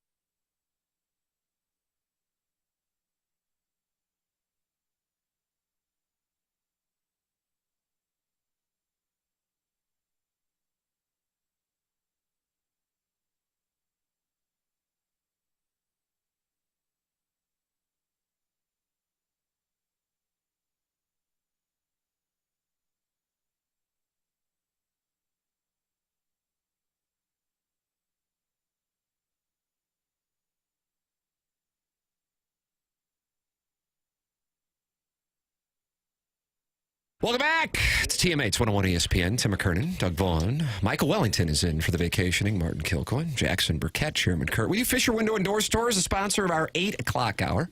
And we welcome you to participate in this show. YouTube.com/TMASTL is how you can participate in the chat. Text in Air Comfort Service text line 314-399-9646. Stream the program anytime you want. Go back and podcast like the Dickens. Schaefer Door Company, sponsor of the TMA STL app. Doug, you love a good guessing game. I do enjoy guessing games. And you love Gallup polls. Well, if it's a real Gallup poll, I enjoy it. Well, here you go. This is going to be one of the greatest. Okay. The Athletic. Gallup polled 40 executives 40 and coaches in each of the 4 major leagues. Okay. MLB, NBA, NFL, NHL, and asked them to rank the top 5 front offices in order in their respective sport. We pulled the same number of executives and coaches each time and used the same scoring system to rank front offices. First place votes were worth 10 points, second place 7 points, third place 5, fourth place 3, and fifth place 1. So, the question then becomes, what, pray tell, is the top front office in all of sports?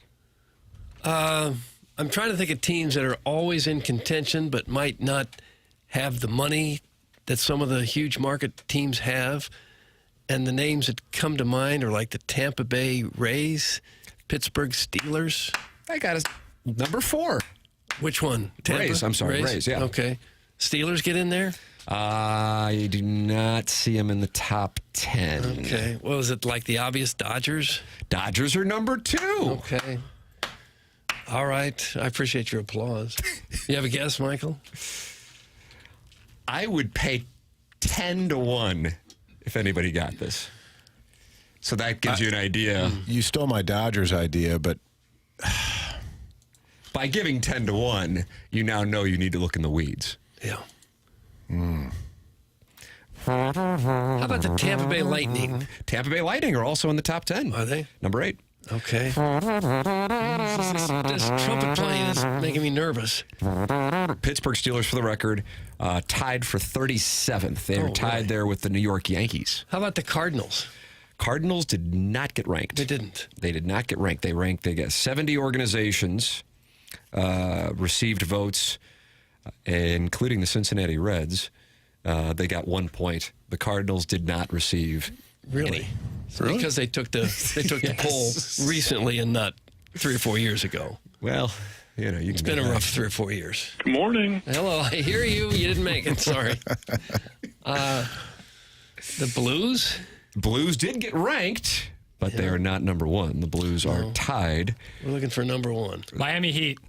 That's nice. Now you're starting to get a little warmer. Okay, now I need clues. What sport is number 1 in? Yeah. Jackson's National Basketball Association. Really?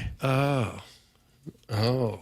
That jingle. The Blues, for the record, tied for 44. Oh, I with thought the that. Rockets and the Pacers. Nice. Rockets. Ime Udoka. The best. Dallas Mavericks? No, I'm sorry. Hell no. Got out of the wing. How about Celtics? No, I'm sorry. Jackson, you want to put a puck on net? And I got those Spurs, that jingle, jangle, jingle? No. Wow. Oklahoma City Thunder. Yes! Good call. Yeah, drafting-wise.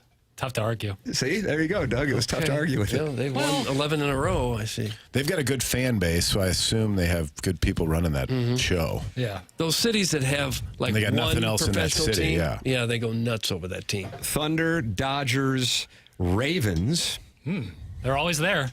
They really are. Aren't the Always there. Steelers always there too? Yeah, but they don't. Well, I guess they have capitalized twice in the 21st century. Same with the Ravens. Rays at 4, Stars at 5. At 6, the Celtics. 7, the Lightning. So Tampa represented our Chiefs. Number 8. Number 9, the Panthers of the Florida version. Not surprising. And the 49ers round out the top 10. Okay. There you go. Cardinals did not receive a vote. Blues did and tied for 42nd with the Rockets and the Pacers. That's not bad, though, when you consider how many franchises there are. Well, based on that, When you're talking about 120, you're in the top third. Right. Yeah, the executive, what are they weighing? As a fan, how do we view a front office versus how other executives view a front office? I think that's important. I think you view it differently based on sport. And if you're talking baseball, you've got to view it through the lens of optimizing your market. But at the same time, you don't fault an organization for having resources. So the Dodgers did get 2, and I think one of the things that flies under the radar for the casual fan is that the Dodgers have been able to cultivate a lot of players from within. But their advantage, of course, is their monster amount of revenue, and that allows them to supplement those young players with just ridiculous contracts and the magic of their deferring money that may or may not be continuing to be allowed down the road. But you see both Tampa franchises in there maximizing their situations. Yeah. And then you see, the stalwart of the NFL right now, the Chiefs in the top 10. 49ers have been there. It isn't their year now. By the way, just from a wagering standpoint, I know, Doug, you're going to bet the over on Missouri, Iowa after the Pestis from Festus told us that he thinks that game's going over 60 points. I checked on that, and Iowa didn't play any games this year where 60 points were scored. They did get to 59 once. I got the last 2. Chairman Kurt, you sent me 52-10. 54-10, they lost to Ohio State back in October of 22, and they beat Maryland 51-14 in October of 21. Yeah. So they've had a couple games. But nothing this year. So it's the under. I just have no idea how to handicap these damn things. I just don't, I don't know. I'll tell you this. Brady Cook, it's always such a narrative-driven thing. It's like a tweet. Never gamble based on, Twitter narratives. I felt like Ron Washington managed against the Cardinals based on, what would SportsCenter do, And it was great because he would pitch around pools to pitch to Lance Berkman, and I think that might have worked to the Cardinals' advantage, as weird as that is to say. With that all established, I think Brady Cook is on a mission to win this game. Now, that doesn't mean that he can do it. He's got a variety of players that are going to have to contribute as well. But I don't think that he's going to take this lightly, unlike other players who might just go, okay, we got to do what we got to do and be done with this thing. And I'm talking about college football in general with these bowls. So I think he's taking it rather lightly. Well, he's not participating. Right, that's real lightly. He's not playing. No. I didn't know that. Yeah, he's not playing. You have a bunch of opt-outs. Iowa's got... It's disappointing. I think Iowa actually has more. Yeah, I believe. They're both lower on the opt-out chain, but still, Colorado had everybody playing, and they got worked over by BYU. Boy, did they. I watched some of that. That was gross. But I was getting to, from a wagering standpoint, the Detroit Lions have nothing to play for tonight. Everything revolves around their game next week with the Vikings. Right. Win that thing, and you got the number 1 seed. Lose it, and you're out. Not out of the number 1 seed. Of course, they're in the playoffs.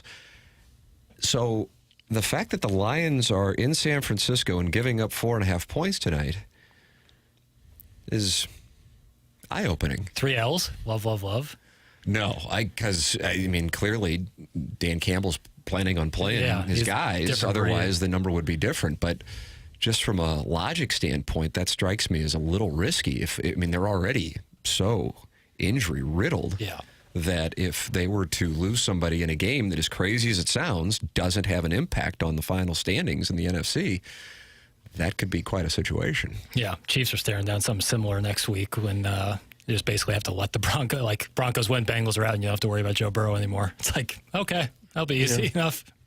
Yeah, but the Chiefs have to do what's in their best interest. 100%. You know what I mean? And they got to stay healthy. That's the other thing. And that's at this point in the season, especially like you said with the Lions. But the Lions, for the record, the number was 3.5, and it's actually gone up to 4.5. Now, I realize the 49ers are not playing for anything, and they're injury riddled themselves, but... I think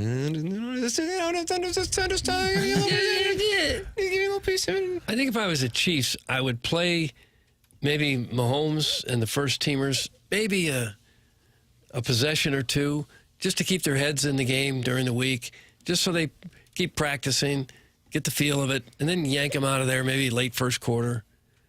Yeah. I think it might be dangerous for them to sit and do nothing for 3 weeks.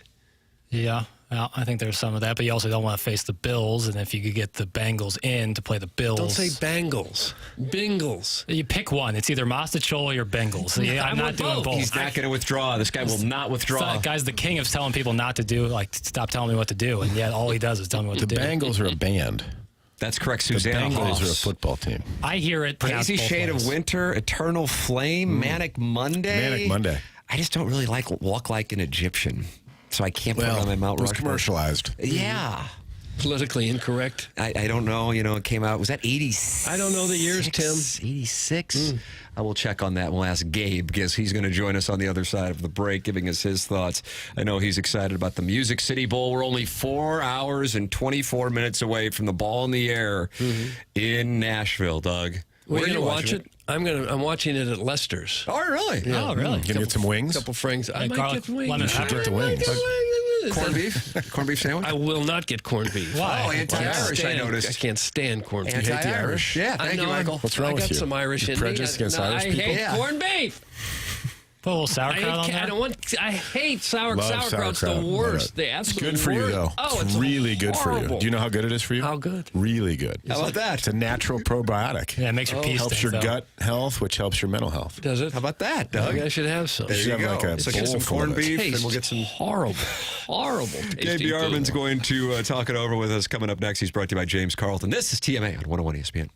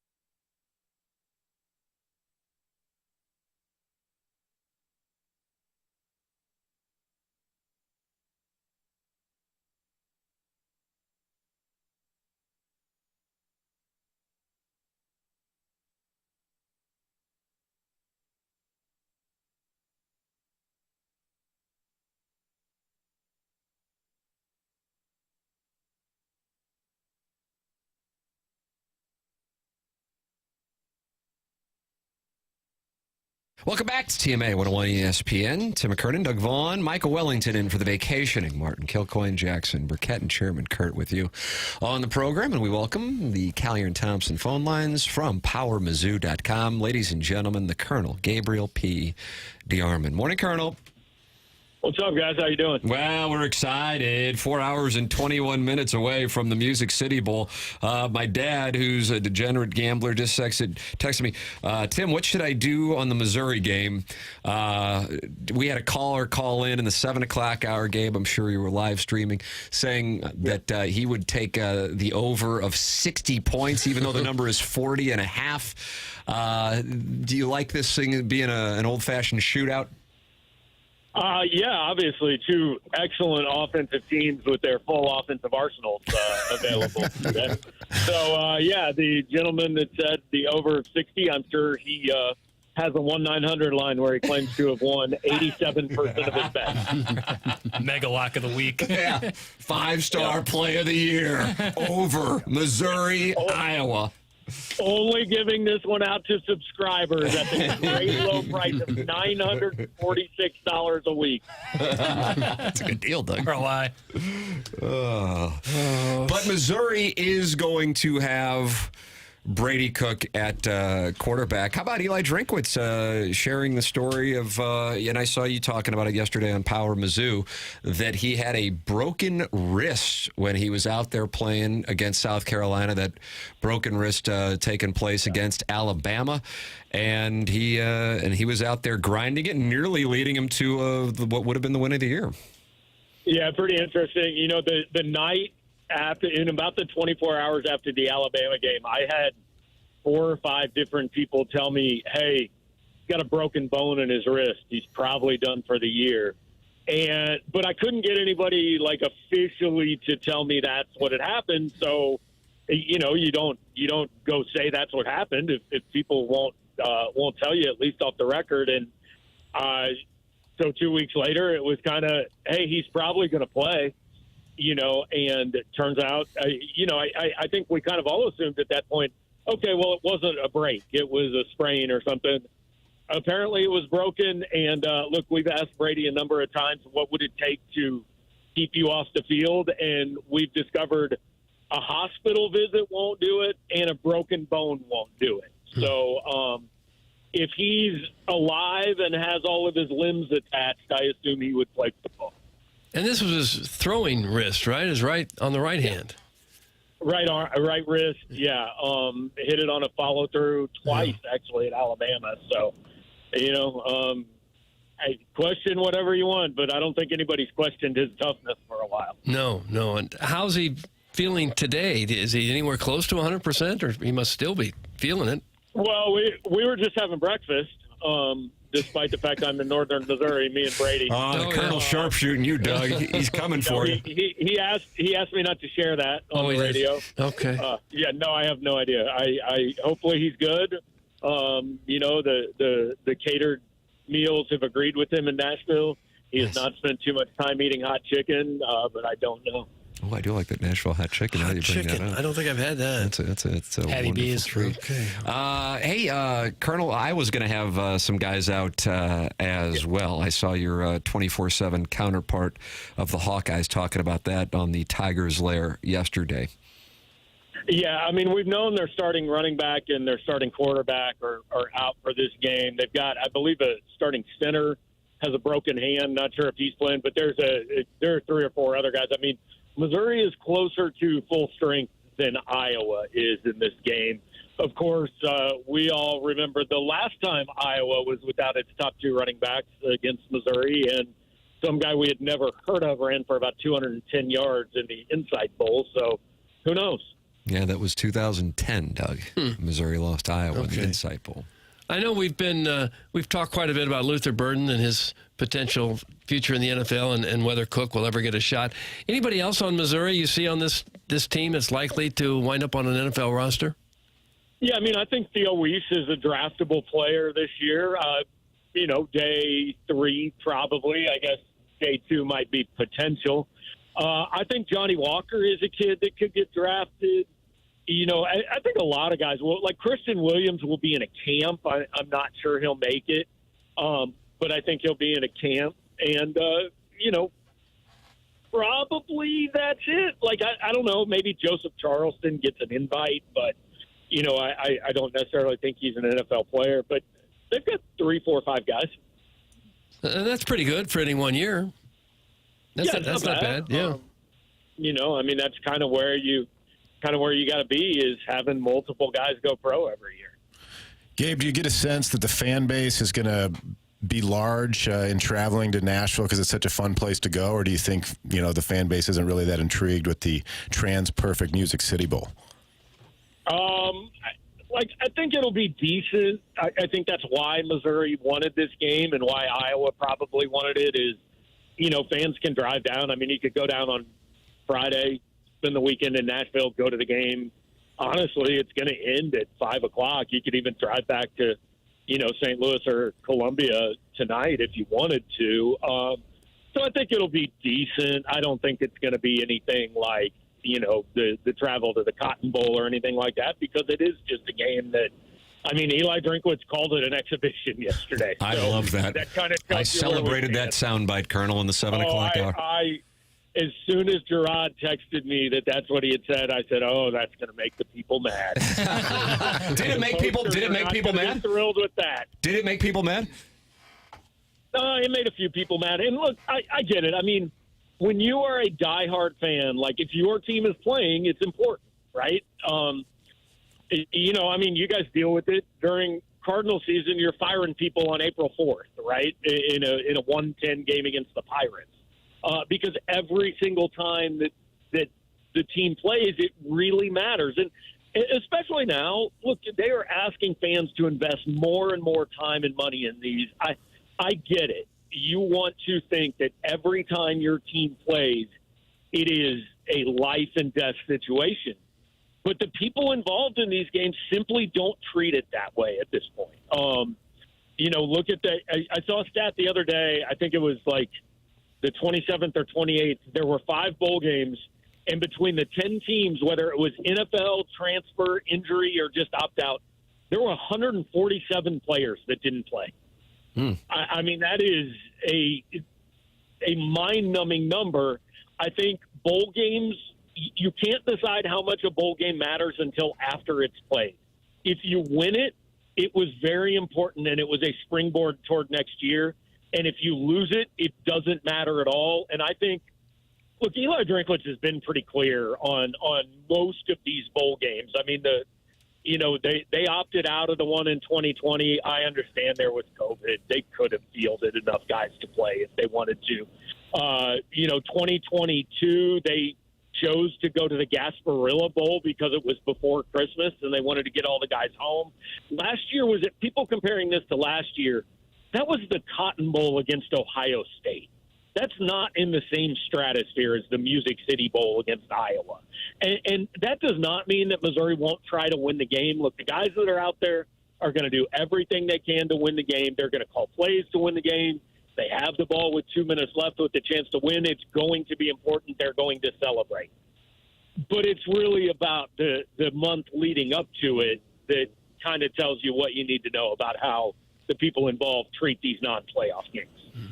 And they're in recruiting mode. I mean, it's transfer portal time. And I think that's the much greater focus at this point for not just Missouri, but the vast majority of the organizations that are participating in these things. And, Doug, I called them organizations, and that's cool. Yeah, that's fine.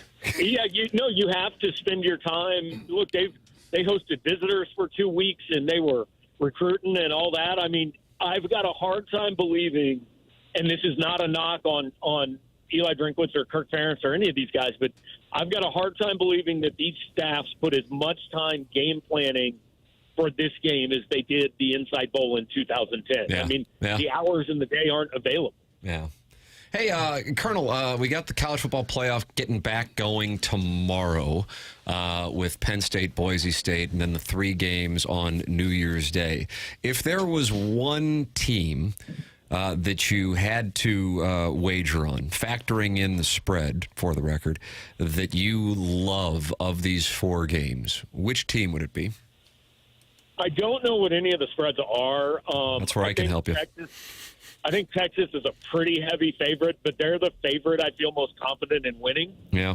I think they might do so comfortably. I actually picked, I just posted some picks this morning as part of something I wrote. I picked Ohio State, I picked Notre Dame, and I picked Boise. Wow, you went with the Fighting Irish. Yeah, without. And you went with Boise too. Look at this Colonel. Look, these are heart picks. I don't wager. I don't have my own betting advice line. I would not advise anyone to take my picks. I'm rooting for 3 underdogs, and then I am rooting for Oregon because Ohio State fans are miserable. Oh. I mean, I picked them to win. I don't really know why. That's a drop for the record. Texas is a 13-point favorite. Ohio State a 2-point favorite. Georgia 1.5-point favorite. And Penn State an 11.5-point favorite for the record. Ohio State is favored at Eugene, or at Oregon. In Pasadena, yeah. Mm-hmm. Yeah. Not a road game. Should be a road game, but, whatever. I think Ohio State's the most talented team in the country. And if they figure it out, as long as Michigan doesn't get, somehow put back in the playoff, I think they're the best team. I see tickets for that Texas-Arizona State game in Atlanta. The lowest is $1,740. Is that right? Really? That's what it says, yeah. Let's get a 4-pack. That really surprises me. They must be coming from Texas in big numbers. Yeah, I would have thought Texas fans might wait another round, and I could not tell you a single thing about Arizona State's fan base and how they travel. I don't know. Yeah. The Mizzou tickets, you can get them for $20 today. So if you're in the neighborhood. Yeah, if you're shopping. I mean, hey, it's an exhibition. Cheap tickets are a must. Right.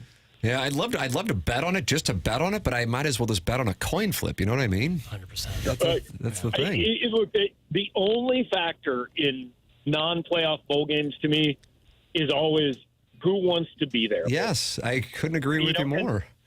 In this game, I don't really like. I thought Missouri would win the Cotton Bowl last year, simply because I thought they cared to win the Cotton Bowl a lot more than Ohio State. Yep. This year, I don't know. These programs are pretty similar. They both, I think, have coaches who get kids to buy in and have pretty good cultures and all that. I don't have a clue on this one. I do think, and I don't know, I think you'd agree with me on this. I do feel like Brady Cook is like a 10 out of 10 on the care scale. Now, that's one guy, so he can only do so much. But who will he be focusing, you think? Who will be getting all the targets for him? You think we're going to see a lot of Speedy? Manning? I think it's got to be mostly Theo Weiss. And, Weiss. For whatever reason, I was thinking he opted out, so he didn't opt out. Okay. Yeah, no, Theo's playing. I'm super high on Josh Manning. I could see him, having a day of over 100 yards where Missouri fans go, oh, wow, this is our guy next year. Yeah. I think he's an NFL receiver. I think he has a chance to really be a star in the next couple seasons. Doug, how about a prop bet on Manning today? Maybe that's how we get our... That's how we get our dopamine hit at 1:30 on a Monday. Brady Cook rushing touchdown seems like a lock. Brady Cook rushing touchdown. They're really good at getting to about the 3-yard line, then Brady takes them home. Interesting. All right, Gabe, you going to throw something on that?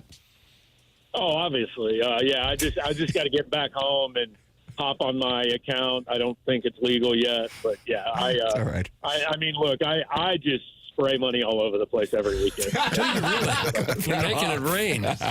Flip that off. That's the car. Are you doing a post-game show?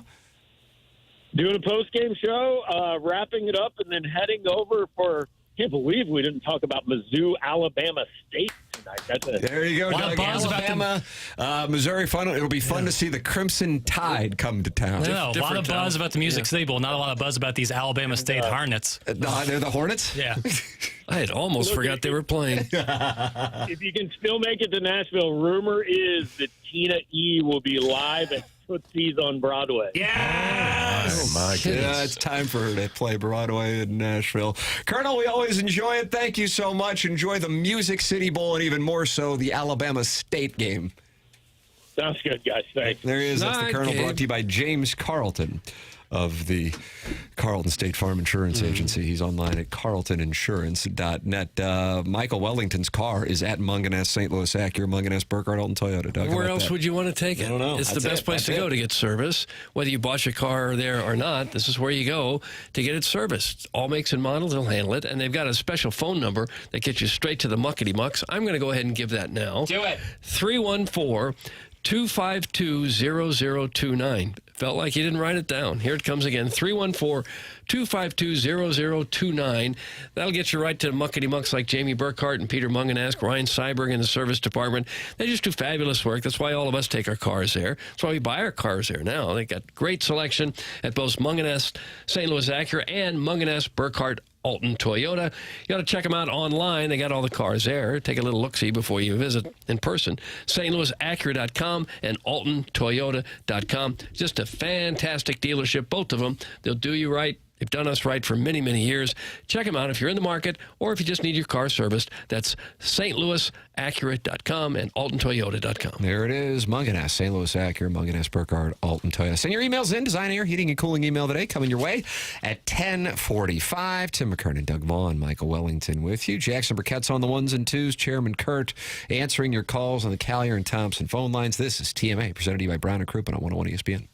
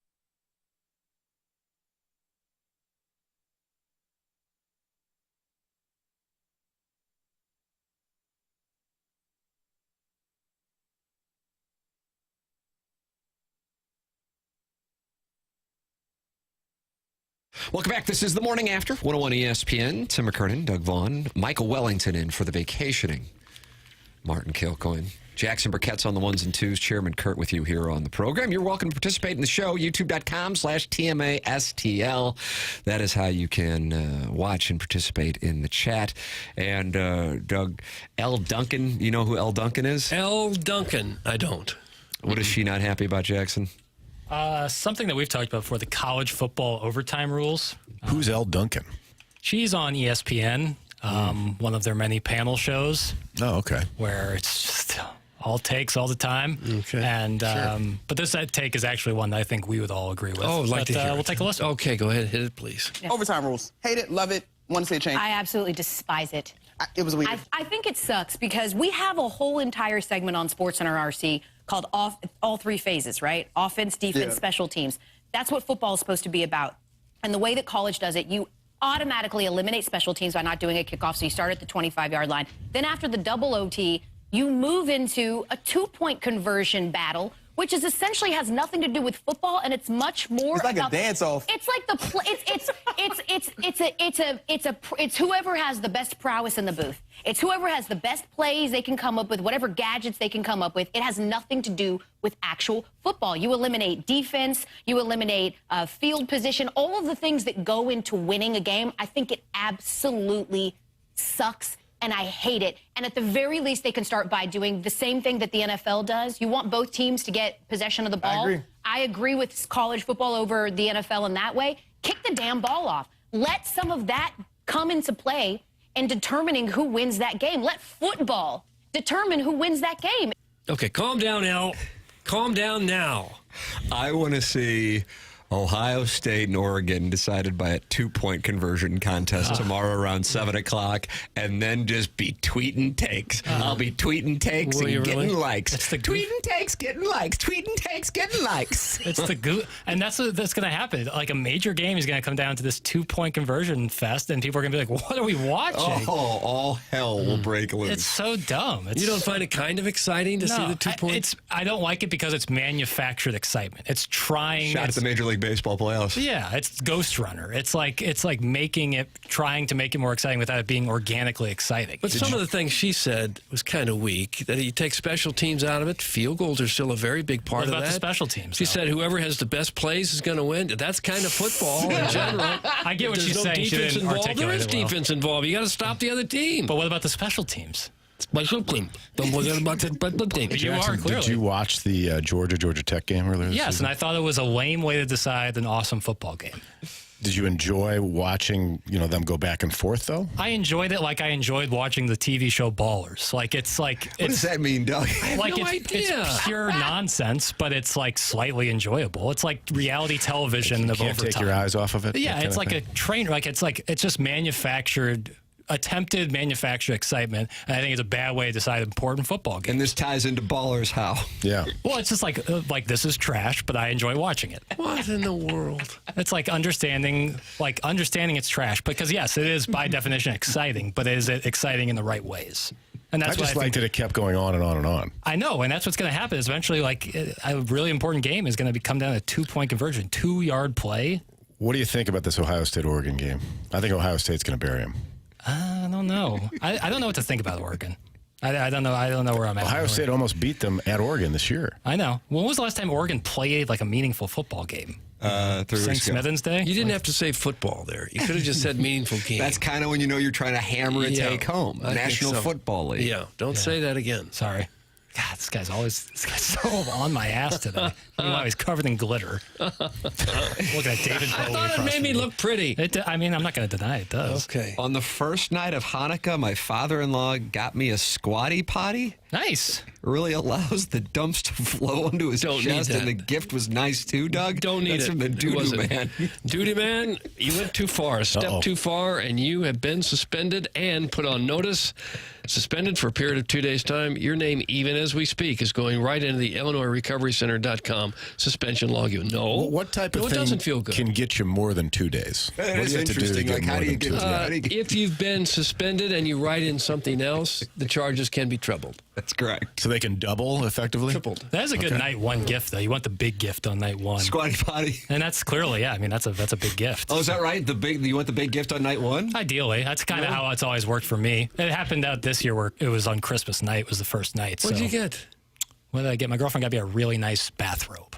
Like a really nice bathrobe. Oh, with and gold I'm feeling piping? great about it. I'm feeling, I love a bathrobe. With gold piping? No gold piping, nor. Does it have your initials? No, JB. it's not embroidered like I'm Hef. That would have been nice. That would have been so sweet. But I was really hoping for a bathrobe, and I got a good one. Maybe you can get an aftermarket embroidery with your initials. Yeah, how about that? Why don't you go to the self-made stay-at-home Ledoux mom? She has that monogramming business. It's a article of clothing that I would never wear outside of my home, so I don't see the point in embroidering. Like, who am I embroidering? What kind of material is it? Is terry it cloth. satin? No, it's terry cloth. Terry Yeah, cloth. this is nothing cheap. I could see you in silk.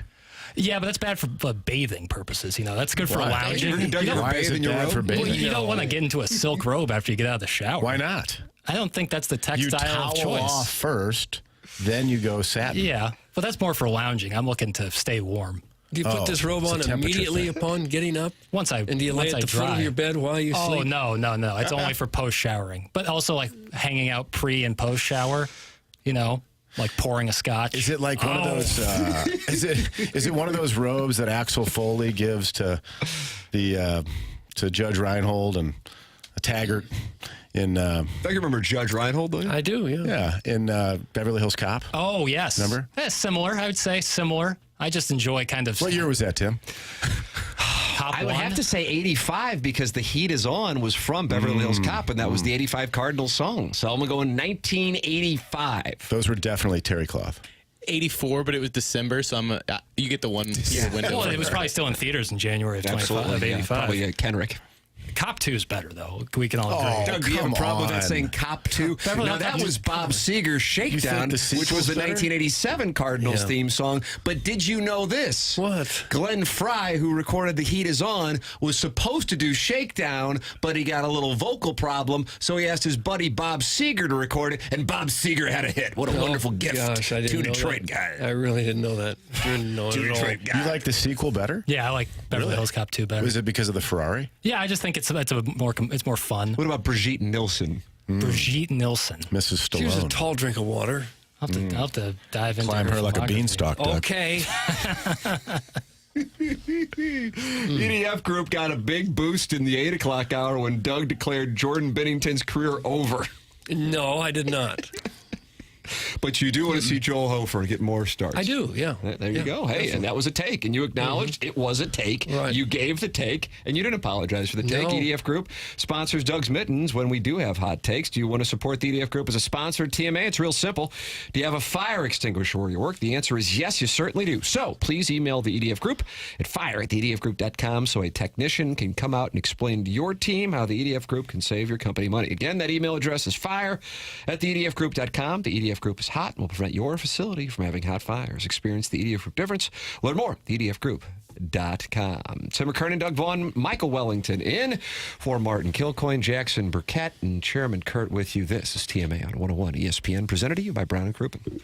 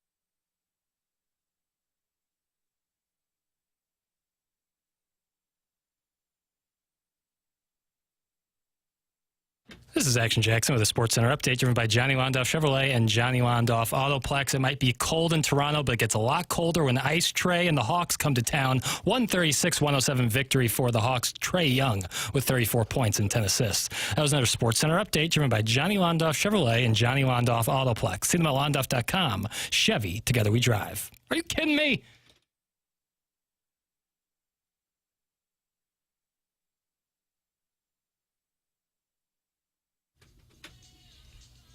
I don't know. I think it's warm garbage, but Michael requested it, and I'll yield the floor. Okay. You like it, Doug? I've always kind of liked it. Did Mark Gastineau appear in this video? Is that right? I don't remember Pretty that. sure. Mark Gastineau. Mark Gastineau. Did you watch the New York Sack Exchange 30 for 30 that came out 2 weeks ago? There was an awkward moment with him and Favre, was it? Yeah. Wow. I thought. Yeah. It seemed as if it was awkward. I would say that that's a good read, a real good read. We welcome you to get involved on this program. YouTube.com/TMISTL. 196 people watching, Doug, on what I think is kind of a holiday for a lot of people, but I'm sure many people went back to work. I don't know. Well, I think people probably went back. Although not a lot went back to work here, I noticed. Oh, wow. Doug wants to take it out on the Hubbard staff. Go ahead. Air them out right now. I think it's fine. It's great for them, yeah. But we have such hot takes, we can't take time off. You kidding me? This hot take manufacturers, we got to keep going. Yeah, well, Mr. Licks has a take, and he's on the Collier-Thompson phone lines here on 101 ESPN. Good morning, Mr. Licks. Licks. Good morning. Tim, did you have a good Christmas? I did. It's so magical to see the bright lights in my children's eyes during this Yuletide season. And Licks, you? I did, yeah. A lot of goodies from Neiman's and I don't know. There's a lot of good stocking stuffers in there. If you ever need like cheap gifts under a couple $100, like to just throw in the stocking, for heaven's go to sake. Neiman Marcus. Okay. They've got all these little goodies. Doug, little stocking stuffers under $200. Right. God. Doug, what? First you took down.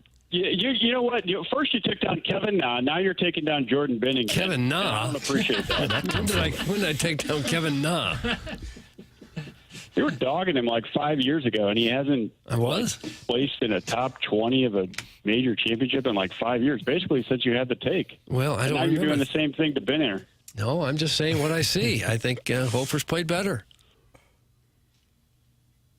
R.I.P. to Jimmy Carter. I want to give a proper send-off on 101 ESPN for this. Okay, well, hurry up. A little more energy would be appreciated. There's a good piece in the Journal. I'd recommend everyone. You like that, the Journal. Like, of course we know what you're talking about. Well, yeah, 1% of the audience probably has oh, boy. Doug, it is the headline on the Journal site this morning. I'm sure it is, yeah. More than 10 million jobs were created in his first and only term, which is double that of Reagan. Sorry, Doug. Yeah, he was a fantastic president for sure.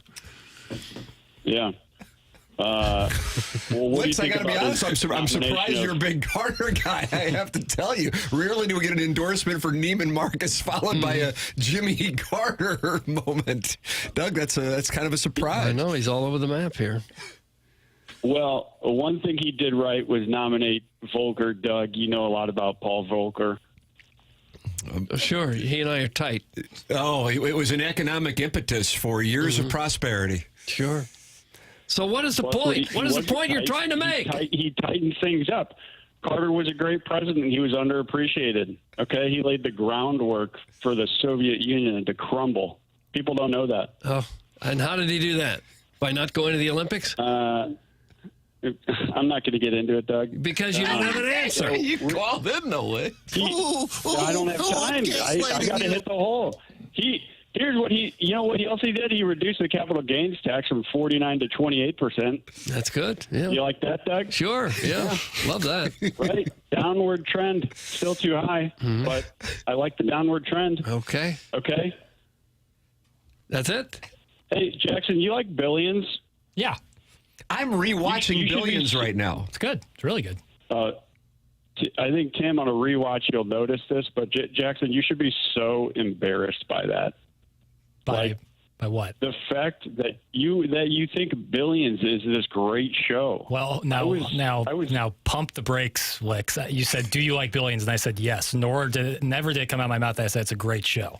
So in real time, you just lied there. Wow, look at this. You think it's good though? I do think it's good. Here's my deal, Jackson. Here's my deal. Okay. I was scrolling YouTube Shorts right at night instead of spending time with my family. But pro move. There was some poker scene I watched of a kid playing some smarmy guy. I don't know. I haven't seen the show. It was the cringiest thing I've ever watched in my life. So you've never watched the show? I watched a scene from the show. It was like someone went to ChatGPT and said, "Hey, write me the most hammed up like Aaron Sorkin scene you possibly can, and put it in a TV scene." And that's what I just watched. And it was honestly, it was disgusting. Okay. It's like an all-time Giamatti role. I love Giamatti in that show. Are you done? What? Hey, one last thing. Hey, Welly, by the way. Hey, what's up, Welly? Hello, Licks. Hey. Hey, I like that Aspen drop earlier, by the way. Why is that? It's just cool. It was like, hey, I was catting in Aspen, whatever, man. I was a kid. It wasn't because I was rich. No, I liked it, though. I'm being genuine. Hey, one request. So much. This guy's an elitist. Hey, St. Louis restaurants, can we stop with the Bang Bang Shrimp? Well, who's got it going? The appetizer list. It's on every appetizer list I go to. It's so tired. Well, don't order it. Shrimp. Everything is Bang Bang. What is Bang Bang about it? It feels like there's some racist undertones there, and I don't really know. What would be racist about that? Well, it's always like an Asian-inspired dish, and I don't know why they have to say Bang Bang. Like a spicy. You know, it's kind of weird. It's I don't know. spicy. Yeah, right. You And it's prefer like, coconut shrimp? No, I just don't. I don't want Bang Bang Shrimp. You put some spice on it, you'd say, okay, here's Bang Bang Shrimp. All right. And by the way, if you order sliders as an appetizer, just know you're just eating cheeseburgers before your meal. Right. I have to agree with that. Yeah. Mm-hmm. Doug, you are on board with that take? Yeah, that I agree with. That's crazy. Is that it, smart guy? I need to know how the golf season is going to go. Will the show talk golf at all? When was the last time you were in Aspen? Since we're going to talk Aspen. Hard airport to fly into, by the way. I want to know if you really know it. Like, where do you hang in Aspen? The descent you make into that strip, Welly, is scary. Yeah, I understand. Doug, the descent into the strip in Aspen, how does it compare to flying into St. Bart's? Well, there's a lot more snow. Yeah, you fly. I guess. Drop me a restaurant name in Aspen so I know you're legit. I'm not going to. No, of course not. Oh, okay. What about a cigar bar? Can you name a cigar bar in Aspen? Well, I thought we were tight. Come on. Can you name a breakfast spot in Aspen? A breakfast spot? Yeah, there's a few famous breakfast spots in Aspen. Yeah. Yeah. Well, one would be the Hickory House for eggs and ribs. Oh, eggs and ribs. Where are you at, Lex? Come on. Start your day like that? Pork ribs and eggs? Yeah, that's how you start your day. You lay a base for the Music City Bowl. You're just giving up. I'm waiting. He's Googling right now. All right, Lex, we got to go. Okay, got to go. Not enough energy. Collier's house and phone lines. I think that yielded great results. Yeah, great conversation, not only on Bang Bang Shrimp and the surplus in the market, but also litigating the Carter presidency here. Doug, that was Mr. Licks, who also recommended stocking stuffers for under $200 at Neiman Marcus. I don't think I've ever ordered Bang Bang Shrimp. It's like spicy fried shrimp. It's pretty solid. I like it. Is it? Yeah. Have you seen enough of it, though? No, I don't think that's a tired appetizer. Boy, the Orson Woods wacko is celebrating what he feels like is a Mr. Licks defeat. Yeah. Exposed. God bless Wellington. That's from the Orson Woods wacko. Thanks, wacko. Licks, you should have just gone with the Aspen Cracker Barrel. That's from Minute Bowl eligible. He didn't have an answer for any of it. No. Great job, Wellington. Not all heroes wear capes. That's from Shooter McGavin. And just like that, Licks gets owned by Wellington and proved to be the fraud that he's always been. That's from the Veiled Prophet. December 30th, 2024, the death of Licks. Licks Apollo Creed, Welly Ivan Drago. That's from the Hunchback of Vaughn Castle. Doug, they're celebrating the demise of Mr. Licks at the hands of Michael Wellington. We suspected he was a fraud. Speaking of, we talked about Bridget Nielsen in the last segment. She played Ivan Drago's wife, right? And that is correct. In Rocky IV. Mm-hmm. And she and Rocky were an item there for a while. Yes, indeed. Sylvester Stallone. Yeah. In case you didn't know who played Rocky. You think anyone had it better at that time? Like late 70s Stallone? Think anyone ran better? Maybe like McQueen in the late 60s? I think the chairman of the board probably had himself a time. Yeah, Palm Springs.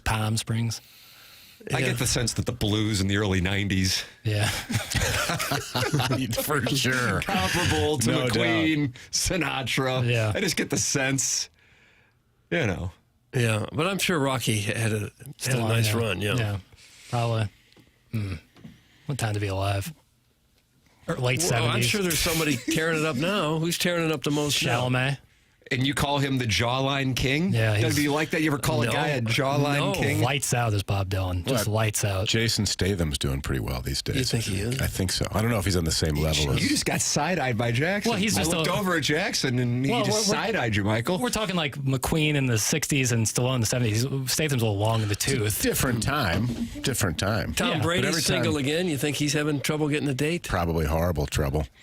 He's got to do those damn football games. Yeah, it's getting in the way. I think he's going to tap out of that. I do too. I think he's not long for that. He'll be tapping out. You think he'll be back doing it next year? Yeah. Do? I don't. I think that might be his final year. Yeah. I think the Raiders thing, like working out, has completely changed his probable. Yeah, he has a good excuse to disposition leave. towards it all. The Yeah, I don't know. It always struck me as weird from the get go. You don't think he likes it? I don't know if he likes it or not. I don't know if he's the best suited for it. Not to mention he has no reason. Like, what's his reason to do it? Do you outside think of staying in the game? Do you think he's improved from the beginning of the season till now? I don't know. As much as a broadcaster can improve, so like I don't know. I never thought he was bad, but I never thought like, oh man, Tom Brady's calling this game. Let me fire it up. Yeah. Who gets you fired up to listen to? I like Kevin Harlan a lot. Anytime Kevin Harlan's calling any sport, the game sounds important when he does it. He's got that big game sound. Yeah, I really like him. R.I.P. Bill Walton. I used to listen to almost any game I could of Bill Walton calling games. That's a guy who would get me to turn my television on. Rocky IV was in 1985, not the late 70s, dumbass. That's from Cuckleberry Finn. No doubt, but Rocky, the original, like when that was 76, I think. And so in the aftermath of that, late 70s, early 80s, I assume Stallone was doing really well for himself. Your thoughts on Sylvester Stallone and or Brigitte Nielsen?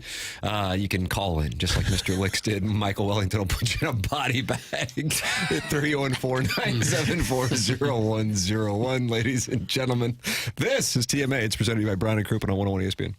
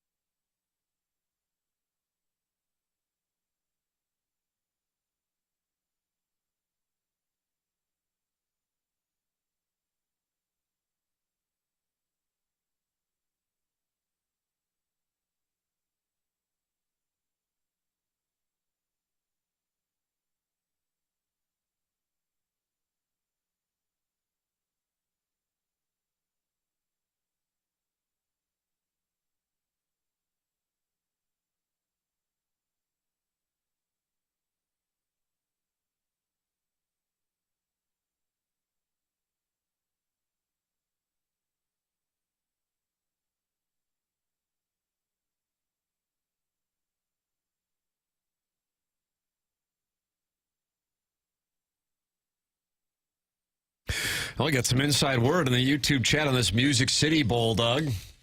Right here on 101 ESPN, by the way.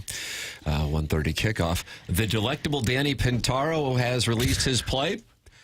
You know him as Jonathan on Basketball. That's what I thought. Well, he's a fan of the show, and he's in the YouTube chat, and he says, I don't see how Mizzou loses this game, so I will text my father back. I told him I wouldn't bet it. That's what I texted him, and I will now have to let him know that if you ever got a chance to watch Judith Light's son on Who's the Boss on ABC, was that Tuesday nights in the 1980s? I don't know what night it was on. Well, he has watched a lot of Missouri. He's watched a lot of Iowa. And he's watched a lot of Tony Danza, it sounds like, as well. And he is going with Missouri. And Doug will lay the 2.5, I guess. Or should I just go money line? Danny Pintaro, you tell me. I don't know. I mean, I'd like to bet on it. Give me a reason to care, you know? Right. That's kind of where I'm at. Here's my analysis. Brady Cook's going to do everything to win this thing. I love that Weiss is playing. I do like the idea of a Brady Cook rushing touchdown and maybe a big day from either Speedy Johnson or Josh Manning. Eli Drinkwitz's comments about it being just an exhibition and downplaying it kind of make me wonder if he knows that he's sending out some... Yeah, you know what I mean? Pigs for the slaughter, right? In a way. Yeah, I don't disagree. So I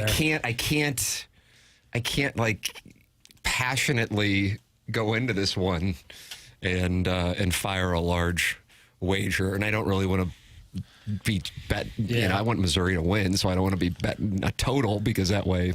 I'm going to look to see if the uniforms are out, Tim, and see if that moves your mind in any way. Black helmet, block M, hopefully. Oh, yeah. What are they wearing? This can get Doug going. Well, for whatever reason this year, they can only wear white pants or black pants. They, for whatever reason, are not allowed to wear yellow pants, or they didn't come in or something like that. I don't know. Like the fabric. They were the Cardinals powder blues. Joanne fabric had a shortage. So I don't believe they haven't been doing the uniform release thing ever since the debacle against Texas A&M. God, yeah. they stopped with the uniform. Listen, if that was like a superstition thing, I don't blame them. That was one of the worst games I've ever watched in my entire life. Wow. I don't know if they're, but like I don't think they care about home and away because I remember last year both Mizzou and Ohio State were in their like home colors. So I assume it would matter. Both teams could wear black jerseys. Can't do that. No, can't do that. And so, yeah, Mizzou probably won't be wearing a black jersey if I had to guess because they don't really have, it's either black or white for Iowa. I don't know. If they're wearing white jerseys, Doug, does that change your opinion on how they're going to play? No, as long as they're reasonable white jerseys, as long as they've got that black block M helmet on. What's unreasonable if it's... White helmet? What if they go white helmet? All yellow, yellow and white. Well, they don't have yellow pants, so they can't go all yellow. Okay, well, yellow tops, white pants. I want them to look like Missouri. Would you rather the front of the jersey say Mizzou or Missouri? Ooh, that's a good question. I mean, I'm okay either way there. I guess Missouri. Well, did you see what Iowa State was wearing the other night? Yeah. Completely different team colors. Yeah, what the hell are they doing? That was a little black and white, right? They were wearing black and white, despite their colors being red and yellow. I thought that was. What's up with I that? liked the script logo helmet. I actually thought that looked sharp, but it probably should have been red and not black. What you think? I don't get it. I don't get it. Flip Wilson has given a parlay for the audience. If you're interested, Doug. Okay. If you want to ride with Flip, well, Michael. I know you'll be driving down to Florida. Might as well be listening gamble on to the the way. broadcast. Yeah. He's got Theo Weiss with an anytime touchdown. He's got Theo Weiss over 70 receiving yards, and he's got Missouri 20.5 total points over. He's got a $25 wager that will pay him $106.25. $106.25, excuse me, should all three of those occur. That pays plus $325 for the record. Is he a regular gambling contributor? Should we take his word, or is this just a random communication? He's a wonderful gentleman. I don't know about his, ROI this year. He's not working in Vegas in a basement somewhere. It's a $25 bet, so that might give you an indication of, Okay, all right. Yeah. But maybe this is just a little way to have some fun. Off for the holidays, I'll fire a little bet on the Music City Bowl. It's the only bowl game today. Yeah. Tomorrow, I have to tell you, I'm more interested in watching Illinois, South Carolina than Missouri, Iowa. Yeah, definitely. I don't know what the opt-out situation is with South Carolina or Illinois, but if almost at full strength, both teams. It's actually a really good game. Does South Carolina irritate you just in the way that they... Jackson's irritated by him. He didn't like Shane Beamer. Right, I don't love Shane Beamer, but I don't. South Carolina is not one of my teams that I really love when Mizzou beats South Carolina. Like when Mizzou beats Tennessee in any sport. Right, I'm familiar with your thoughts on Tennessee. But I don't know. I feel the same way about South Carolina in many sports, not just football. I don't know why. They just seem irritating. I've never had a problem with I did like it when Spurrier was there because I love Spurrier. But since he's been gone, I kind of view them as... The team I dislike from South Carolina is Clemson. That's the team I'd like to root against more. I don't like that. Help clear something up for me about Clemson. Yeah. He won't use NIL? Is that right? I don't think that's the case. I just think he didn't make it a priority at the beginning. Yeah. Come on, Dabo. Dabo is, my reason for not basically it comes down to him running out on the field first. I think that is. That's all it takes. Oh, is that part of their routine? Well, yeah, when they do running down the hill. Yeah, they do the Howard's Rock, I think it is. And he goes first? Yes. Oh, I didn't know And that. he comes charging full steam. Flying. At some point, the sniper is going to get him, and that hamstring's just going to go. Yeah, because he's in exploding. Yeah, he's in pleated khakis. It's not like he's in athleisure wear. Like he's in a stiff pant, and that could go sideways real quick. South Carolina's laying 10 tomorrow against ILL. That's a 2 p.m. game for the record. You also have Alabama playing Michigan back-to-back years. They're playing. Oh, yeah.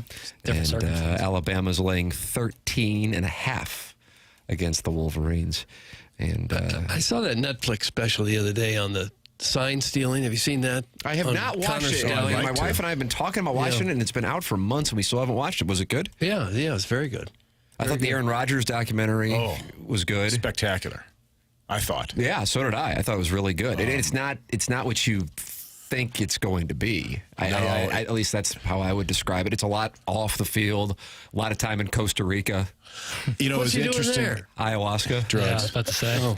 It was interesting to me in that one that he talks a lot about losing his ego, right? Like he talks about the death of ego. Trying to get a hold. Often. Basically, what he's trying to get a hold of is his ego, right? When you would think a guy like that is really ego-driven, egocentric, and to his credit, he's trying to get away from that a little bit, which is not what like you said, it's not what you think is going to happen. Right. I thought it was really well done. It's a 3-part series on Netflix, for the record. I don't know what's going on in the Kelly Clarkson show or why it's on our monitors here, but Jeff Goldblum is sticking his tongue out like a little frog. He is just licking his lips. Dressed like the Joker. Crowd is on their feet. Crowd is on their feet. Ariana. Like a light-hitting middle infielder from the 2000s Cardinals has returned as a Rocky. Right. But they are delighted. Look at Jeff Goldblum. They love the fans. Is he on this show regularly? I don't know. What they're not showing he has is an aggressive tongue, though. They're not I didn't know he had an aggressive. You know, Jeff Goldblum had an aggressive tongue. Sure, I saw The Fly. It's like Dusty Baker. We're not seeing the stagehand aggressively telling the people, "Get on your feet." Arthur and Larry Sanders' show. He would wave the little band around. Martin is vacationing. Michael Wellington is in. He put licks in a body bag. Somebody wants to talk Aspen with Wellington. Is that right, Brett? Brett, and he sounds super excited about it. All right, Brett, you're on the Callier and Thompson phone lines. Happy New Year, fellas. Well, thank you, Brett. Hey, Mike, so what years were you out in Aspen? Because I worked for X Games for 11 years, and I was out there every year. And you brought up restaurants to the gentleman that called earlier, and in my opinion, the best 2 restaurants in Aspen are either Mezzaluna or Jing. Bingo on Mezzaluna, I'll give you that. I was never out there in the winter. I was only out there in the summer. I was out there in the summer of 99, the summer of 2000, then went back for a couple other visits, but lived out there for those summers. But Mezzaluna is amazing. I'm sure you hit Eric's Cigar Bar. Oh, yeah, I hit Eric's. Yeah, it's closed. I know, I heard that. I was hoping that wasn't true. Yeah, we would go up there and play pool and smoke cigars. Yeah, that's a shame. What a place. That's a shame. Well, that's all I had to say, guys. Have a happy New Year, Mike and Tim and Doug and wherever Martin is and Chairman and who am I forgetting? Jackson Burkett. Jackson. Sorry, Jackson, my Mizzou guy. God bless. All right, thank you, Brett Stern. Later. Doug, I mean, that's just a wonderful phone call. That's just, we've been doing this show for 20 years, and that's probably the most, usually the calls are just searing attacks on at least one of us. Yeah. I could tell in his voice he was ready to go. Like he was like legitimately just a happy person. Sure. Yeah, it's like that's not usually what we experience. He hangs out at Aspen. He's got no reason to not be happy. It's like we're hanging out at like a lunch table, and the guy just drops in. Hey, fellas, love that Aspen. I wonder if did Licks work X Games? Is that why he was out there? Ooh. I don't know why Litz was out there. Winter X Games. This guy wants to bottom for Michael. That's a Mr. Big Green. Oh. Doug, this is the kind of show where people come together to have private conversations on the air. That's an unbackable guess. Yeah, kind of true. Yeah. Just true. So that could have been privately done, but you wanted to call it. But it's like the flip side of, friends feel they can drop in at any time. Sometimes they're going to drop in with private conversations. Other times, you'll get Mr. Wicks. He's upset that the cigar bar is closing. Yeah. Or the Festus from Pestus. Pestus, whatever. Yeah, Pestus. And he likes the over alternate line of 60 today for Missouri and Iowa. I'm going to look that up and see if I might just fire a little taste on it now. Yeah, you're going to get some plus money. Oh, my goodness. For real? What do you think it pays? Like plus 800? Yeah, I mean, you're increasing the total by almost what? 50%. 50%. Yes. Yeah, it's, I would say, I don't even know if most books will offer a 20-point boost on the spread. I think it'd be pretty exposed. I'm going to look into Maybe this. 45.5. That would be, interesting. But even then, I don't know. I don't know about Iowa this year. Oh, line has moved. Somebody likes the Hawkeyes. It's down to just 2. And the over-under is at 40. So we're moving lines here today, Doug. Okay, that's what we're moving doing. lines.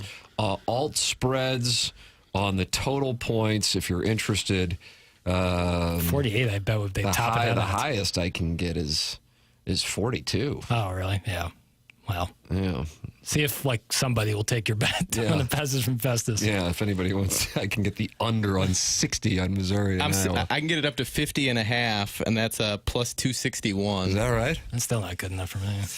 All right, Doug, we'll figure out our wagers here coming up on the program. Martin is vacationing in the Hamptons, but he was able to tell us about the great Seth Goldcamp and Design Air Heating and Cooling before leaving.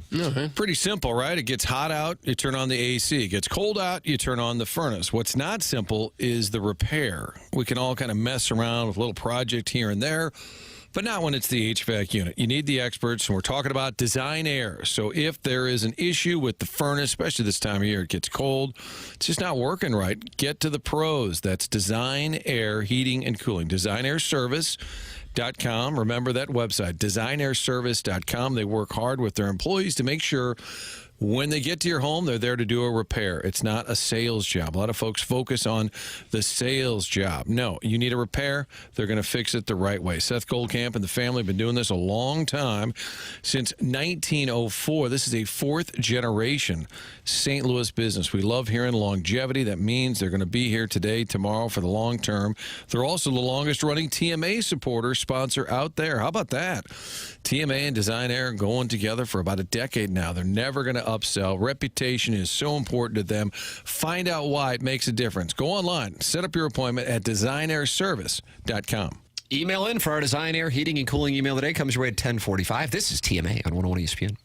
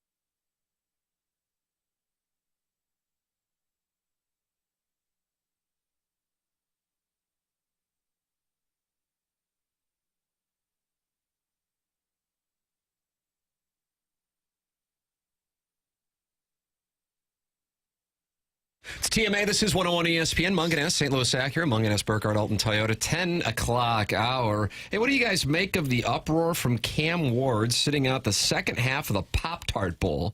A lot of people saying he quit on his team and he's not NFL worthy. I think that's a stupid take personally. Curious your take. If you haven't already talked about it today, love the work you guys do. Keep it up. That's from Dusty Spunk. Dusty Spunk. Good to hear from him. Friend of the show. Well, I don't know how. Save his name in the Air Comfort Service text. The Pop-Tart Bowl?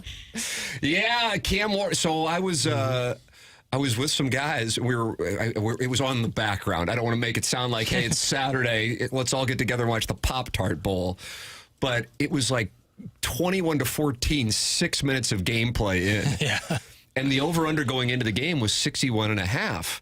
And I go, I wonder what this damn thing's up to live betting now. It got up to 91.5. Whoa.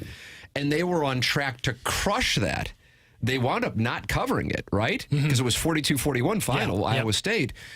And one of the reasons why, number one, Miami had zero interest in defense throughout the course of the year. So they were consistent there. Yeah. But had Cam Ward played the whole game, I don't doubt they would have covered that. Yeah. But he sat out the second half. Mario Cristobal, the head coach of Miami, said the reasons were private, but he broke the record for touchdowns in a career, correct? For Miami guys, yeah. And no, then for anybody, not just Miami guys. And he sat out the second half. So I don't know. This is the kind of thing that it's just in this era, it's going to be more and more commonplace. But if you were gambling and you knew that, woo, what a spot. Well, that's just, again, like, be careful wagering on these bowl games that really don't mean all that much. But, like, if you're Cam Ward, I swear on this, like, because it was the Pop-Tarts Bowl, it would be different if it was like the Armed Service Bowl and he had sat out the second half of the Armed Service Bowl. But NFL scouts like, yeah, he sat out the second half of the Pop-Tart Bowl. Like, I'm telling you, the name of it has something to do with. Wow, that's a different take on a very takey talk. At the end of it, they put a giant Pop-Tart in a toaster and it comes out a big cake. As a Pop-Tart lover. The head coach of Iowa State, Matt Campbell, is that right? That's the name of the head coach? Iowa State? I honestly don't know. You can't look it up or anything. We don't know. We'll look it up tonight and come back with that information. It is Matt Campbell. He took a bite out of it, and then he threw the icing at his team. Oh, I kind of like that. No, I think it's terrible that a guy would quit on his team like that. I just think it's horrible. It's not in the spirit of any competition. Is that even a thing anymore?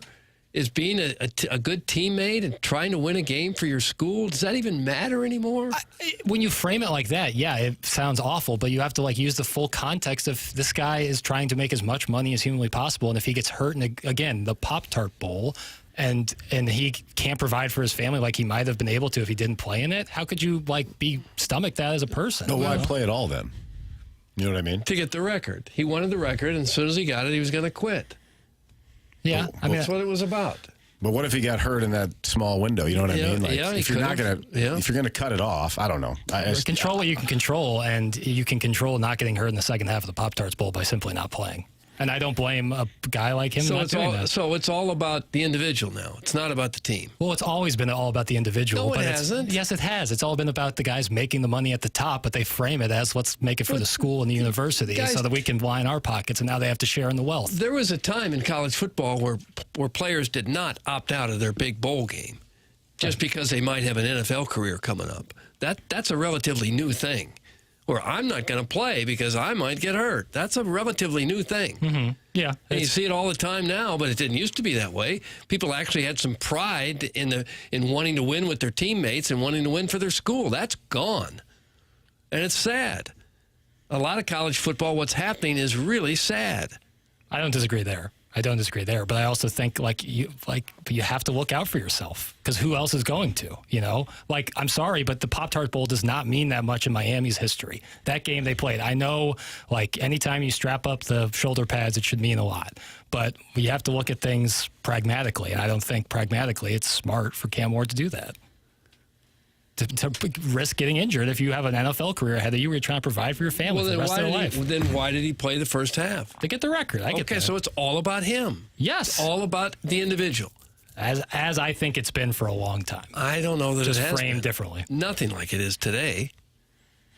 Whatever happened to Matt Corral? You guys remember Matt Corral?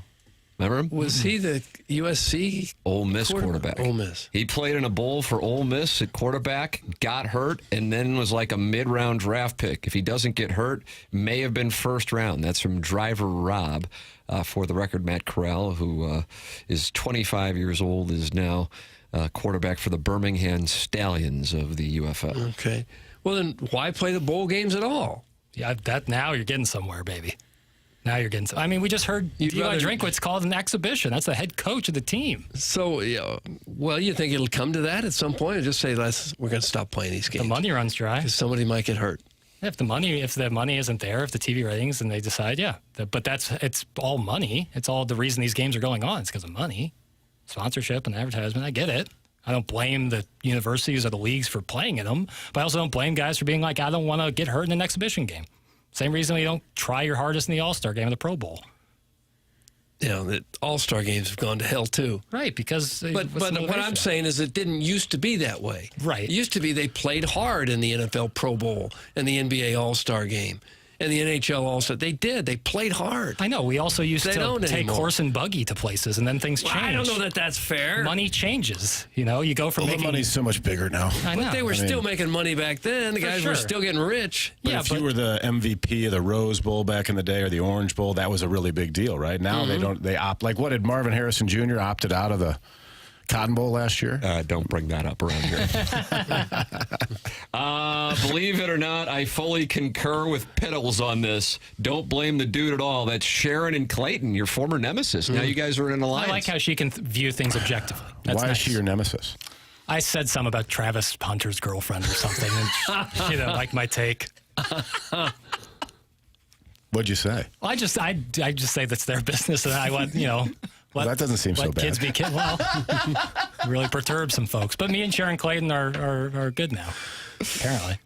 You got past it? Yeah, you can always, that's the thing, is with words, with communication, you can get through anything. Hey, at least he's playing a half. Burden not playing at all. That's selfish. That's from the 618. Would it be better if he didn't play at all as opposed to just playing the first half? It would be probably less selfish. Okay. What's your thoughts on Burden not playing? I totally get it. I know you get it, but you're a Mizzou honk. Do you want him to play so they could win the lose game? 30-0 or win 42-0 today. It would not affect my opinion on where the Tigers are or have been. This today it's nice for the players to strap it up one more time, or for the people who love the Tigers like crazy to go have a little vacation in Nashville. Awesome for that. In terms of what it means for the program, absolutely nothing. That's where I'm at. So you don't care if he plays? No, not at all. I want him to be successful for the rest of his career, and if he could jeopardize that in this or the Music City Bowl, then I wouldn't be on board with that. Fair enough. Again, America, you can choose whatever you like. Bingo. Some people like things, some people don't like other things. Thank you very much for saying it. You can get involved on the program. Call in like Brett did. Brett's a friend of the feather, Doug, now. 314-974-0101. Email in for the Design Air Heating and Cooling email today, the morning after at InsideSTL.com. Jackson, do I have any business I need to tend to? No? Okay, I can just go right to a break. This is TMA 101 ESPN.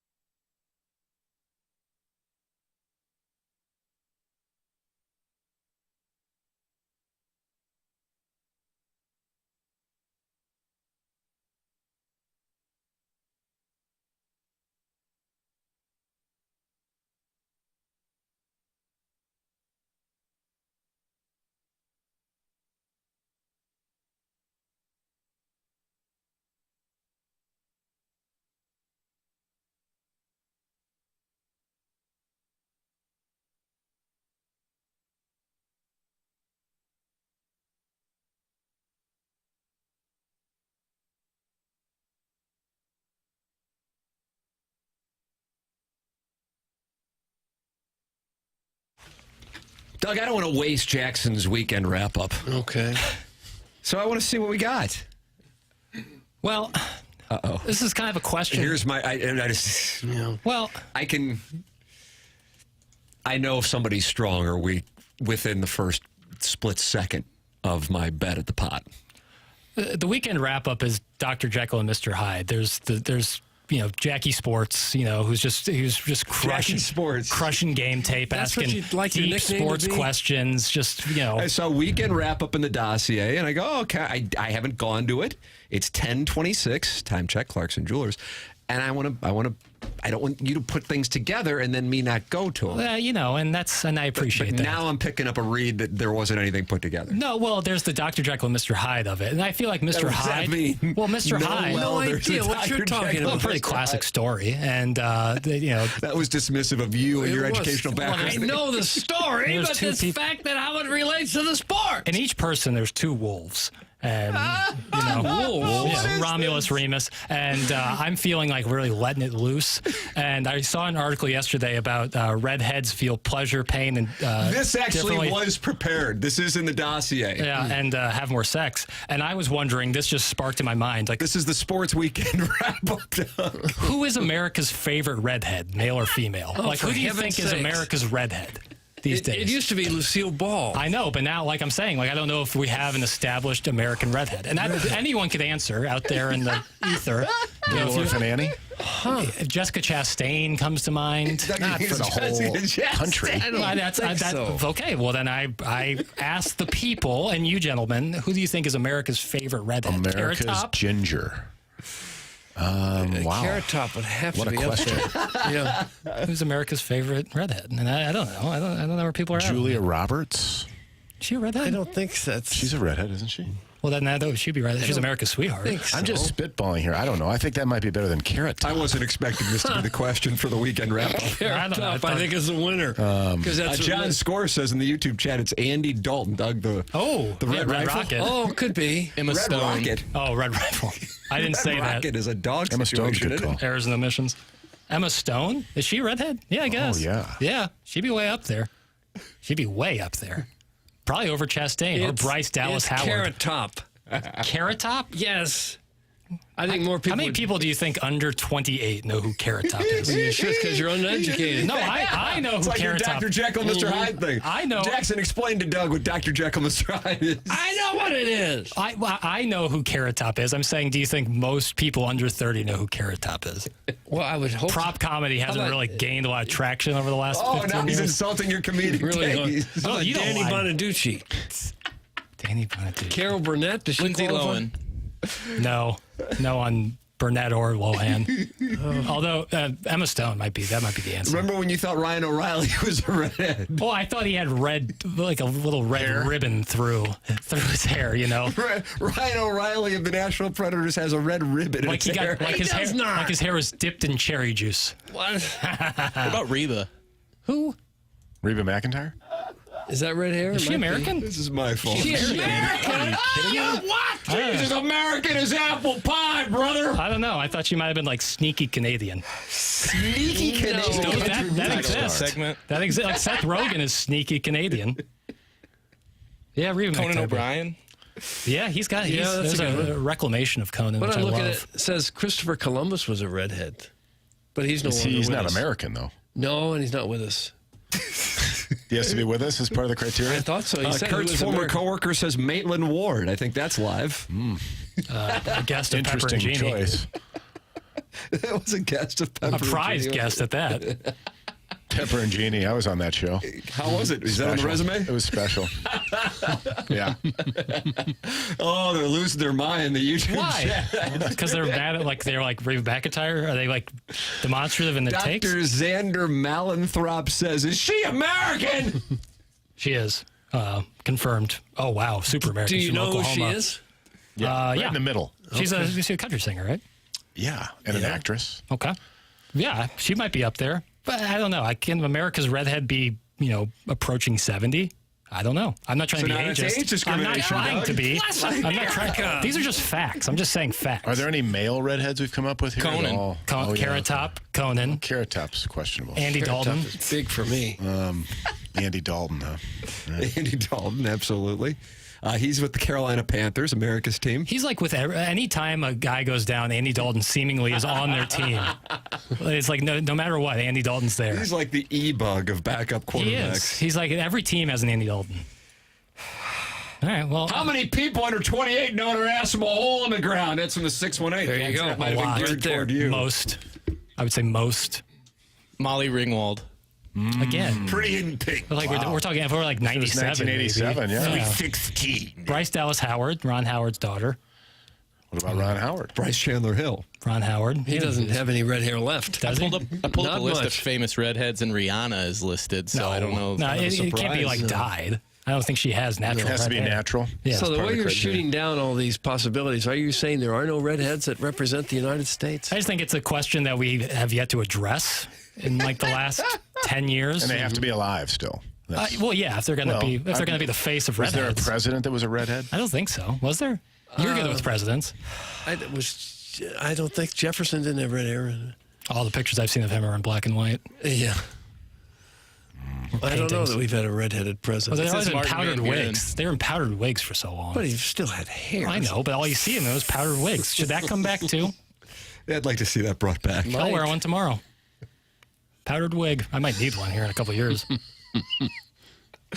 Iggy's in the YouTube chat, and he says, "Learn used to be a redhead, Doug. So you got to learn mention." Used to be. Even with Iggy not here, 10:32, a learn mention I love it. comes in. Jackson, you just held up the sign. What is this for me? Yes, sir. 100 West Dental, Dr. Brandon Pryor. He's been referenced on the program. And that's because he loves the Volunteers, Michael. He does? He does. Yeah, he's a big Vols guy. I know that was tough last Saturday in Columbus for him. 100 West Dental. That's Dr. Brandon Pryor, 100westdental.com. Let him know you're a TMA listener if you're to give him a call, and you're going to get $1,000 off an Invisalign package. The number is 636-585-0100. But you don't need to call. You can just schedule right now online at 100westdental.com. No phone calls needed to get in. Just check the calendar online for availability and book right then and there. One of the very few dental offices that offer virtual consultations with the doctor. It's 100 West Dental. And if you don't have dental insurance, it's not a problem. The membership plan aids in the cost of dental work for those who do not have dental insurance. It's 100westdental.com and Dr. Brandon Pryor. This is TMA. It's presented to you by Brown and Crouppen on 101 ESPN.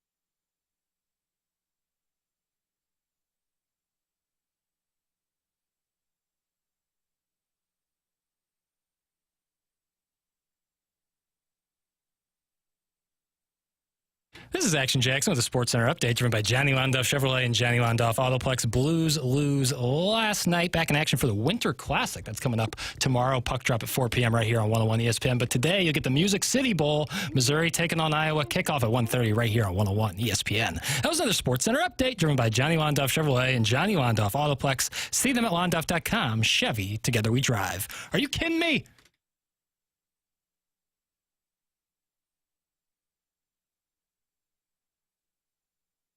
Welcome back. Doug, the Los Angeles Rams are appealing a St. Louis Circuit Court decision that the dispute over the team's bid to buy a multi-million-dollar Earth City athletic facility for $1 should be heard in court and not before a private arbitration panel. I read from the St. Louis Post-Dispatch. St. Louis Circuit Court judge denied the Rams' motion earlier this month to move the case to arbitration after a morning hearing on the lawsuit filed in October by the owner of the practice facility, the St. Louis Regional Convention and Sports Complex Authority. The Sports Authority's lawsuit seeks to void the Rams' $1 option to purchase what used to be Rams Park, where it once practiced, and the Rams quickly filed to move the case to arbitration, which was denied. The team's notice of appeal was filed on December 18th. The Rams contend the contract with the regional authority requires that disputes be settled in arbitration, not the legal system. So the Rams are fighting for this to be heard in court and not before a private arbitration panel. The Rams do not want it to be heard in court. It'd be hard for them to get much of a fair trial in this town, I would think. But they won't rest until they just make every last soul in this area mad, so mad at Stan Kroenke that they could just scream. What do they really need in this? Does Kroenke really need that? Is he just being a jerk? I got to tell you, if it's a letter of the law, it's the letter of the law. We should have negotiated better. That's where I am on it, even though I know that's a quote-unquote anti-St. Louis thing. It's a bunch of land, and he's got it, and they gave him the option. I know that's incredibly unpopular, but I'm incredibly unpopular. I would think that's the way legally that'll play out, that they'll still get it. Yeah. But does he just have to be so hard-nosed all the time, forever, for a piece of land that he doesn't need? What are they going to do with it? Turn it around and spin it off. Wiffle ball fields? Ooh, not a bad idea. It's a soccer complex now, isn't it? Yeah. Okay, so he's going to take that away from the kids. Can't play soccer there because he wants to set up another business or parcel out more land. Yeah. That's what'll happen, I'm sure. It's just an incredible lack of awareness of where you come from and where you came from. It's just, it's appalling to me. It always has been. Poor Dave Peacock. Poor guy. Mm-hmm. There is no secret plan. There was a secret plan. You're what lying. makes you say that? Doug will be coming up with the 9th anniversary of the... So I could add a story to this. You're 30 for 30. Oh, what do we got? You got something I don't know if we've ever talked about this, but it's pretty good. Oh, what do we got? So summer of 2014, I'm dating a girl who works for the Rams. And she was a go-getter. She was a pretty good salesperson. She sold, ads and, she worked hard. And she would come home at nighttime and she would be pissed. And I'd be like, what is wrong? And she's like, we had a staff meeting today, a sales meeting, and all we did for 3 hours was play Sports Jeopardy in the meeting. Really? And I thought that was, not much thereafter. That was when they left, right? The vote was January of 2016. So that was, a year and a half before that. And it just goes to the whole thing of they're not trying, they're not working, they're hiring a coach that's a 500 career coach, among other things. I just thought that was very telling. That they had already given moved on corporate sales because they know they're going to be leaving. And this girl wanted to sell. She did well for them, and she was kind of aggressive, and she was mad on many occasions because they just wouldn't work. Faith, character, core values, and team first. None of that was true. 4 pillars. None of it. Well, he may not have known. Who could do the story on it? I mean, who can do the investigative? Well, you're never going to get Stan to talk. And of course not. Off. But Jerry Jones also would be important in the 30 for 30. Yep. I just think by and large, like the outside world is like, yeah, St. Louis lost the team. You know, they were in LA before. Makes more sense. And be gone. Like, are people like crying for like the city of Oakland, who's lost every team they have? You know, I think some are, but in 10 years, will they? Yeah, from a distance, you tend not to care much. When it's your team, right? That's a lot. Thing, right? Mm-hmm. That's the I wonder if those teams from Oakland were they as orchestrated to leave as the Rams were. I mean, in case of the Warriors, they went to San Francisco, so it's a little different there. Okay. But I mean, we've seen how the athletics thing has played out. You know, not necessarily the most. The best organization when it comes to spending money or really putting out a great team. But they couldn't get a stadium. Right. We had a stadium plan. We had a stadium and a plan to build another one. But Kroenke had to put money into it. You know, it wasn't like it was going to be built for him. Yeah, well, we live, Tim, in the crown jewel of the Great Plains. How about that, Michael? Why any team would want to leave here? When you're a caddy and you ever hear about the crown jewel of the Great Plains? I always say if we didn't have the Blues and the Cardinals, we'd be Wichita. But we have them, and we're ranked right ahead of Omaha, Wichita, third place. Well, the Cardinals right now, are you sure we have them? God, they're not going to move out, are they? Who knows? No. Season 2024. Sitting this one out. That's Joe Buck's marketing campaign for this offseason, and they truly are. Jackson, Munganess is sponsored the 10 o'clock hour. That's right. StLouisAcura.com and AltonToyota.com. 314-252-0029. It's Munganess, St. Louis Acura. Munganess, Burkhardt, Alton Toyota. And Michael Wellington's car is there getting serviced right now as we speak before you head down south to Palm Beach County. And listen, I know if you had it your way, you'd stay here. But but you have to go. I must to Palm Beach County to golf and just basically hide from the cold until our season starts. You're just going to live there for a while? Bang Bang Shrimp, probably. I got about 12 or 13 days before our season starts. There you go. So you get an Airbnb or what? I'm going to rent. Yeah, and then he heads over to Hawaii, and then he heads over to Morocco. You fly back to the United States and then go over to Morocco? Is that how you do it?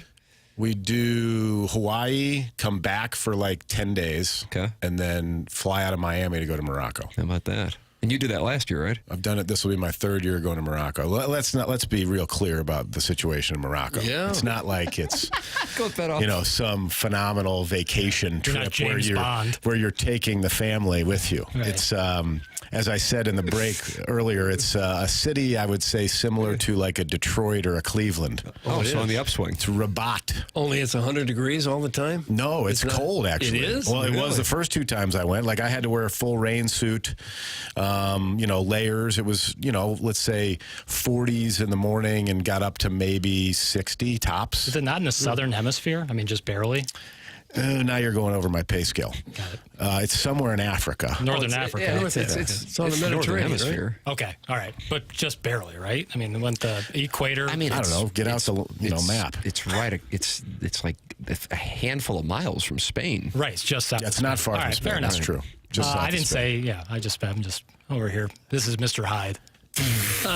Dr. Jekyll and Mr. Hyde is a literary reference. Yes, I know that.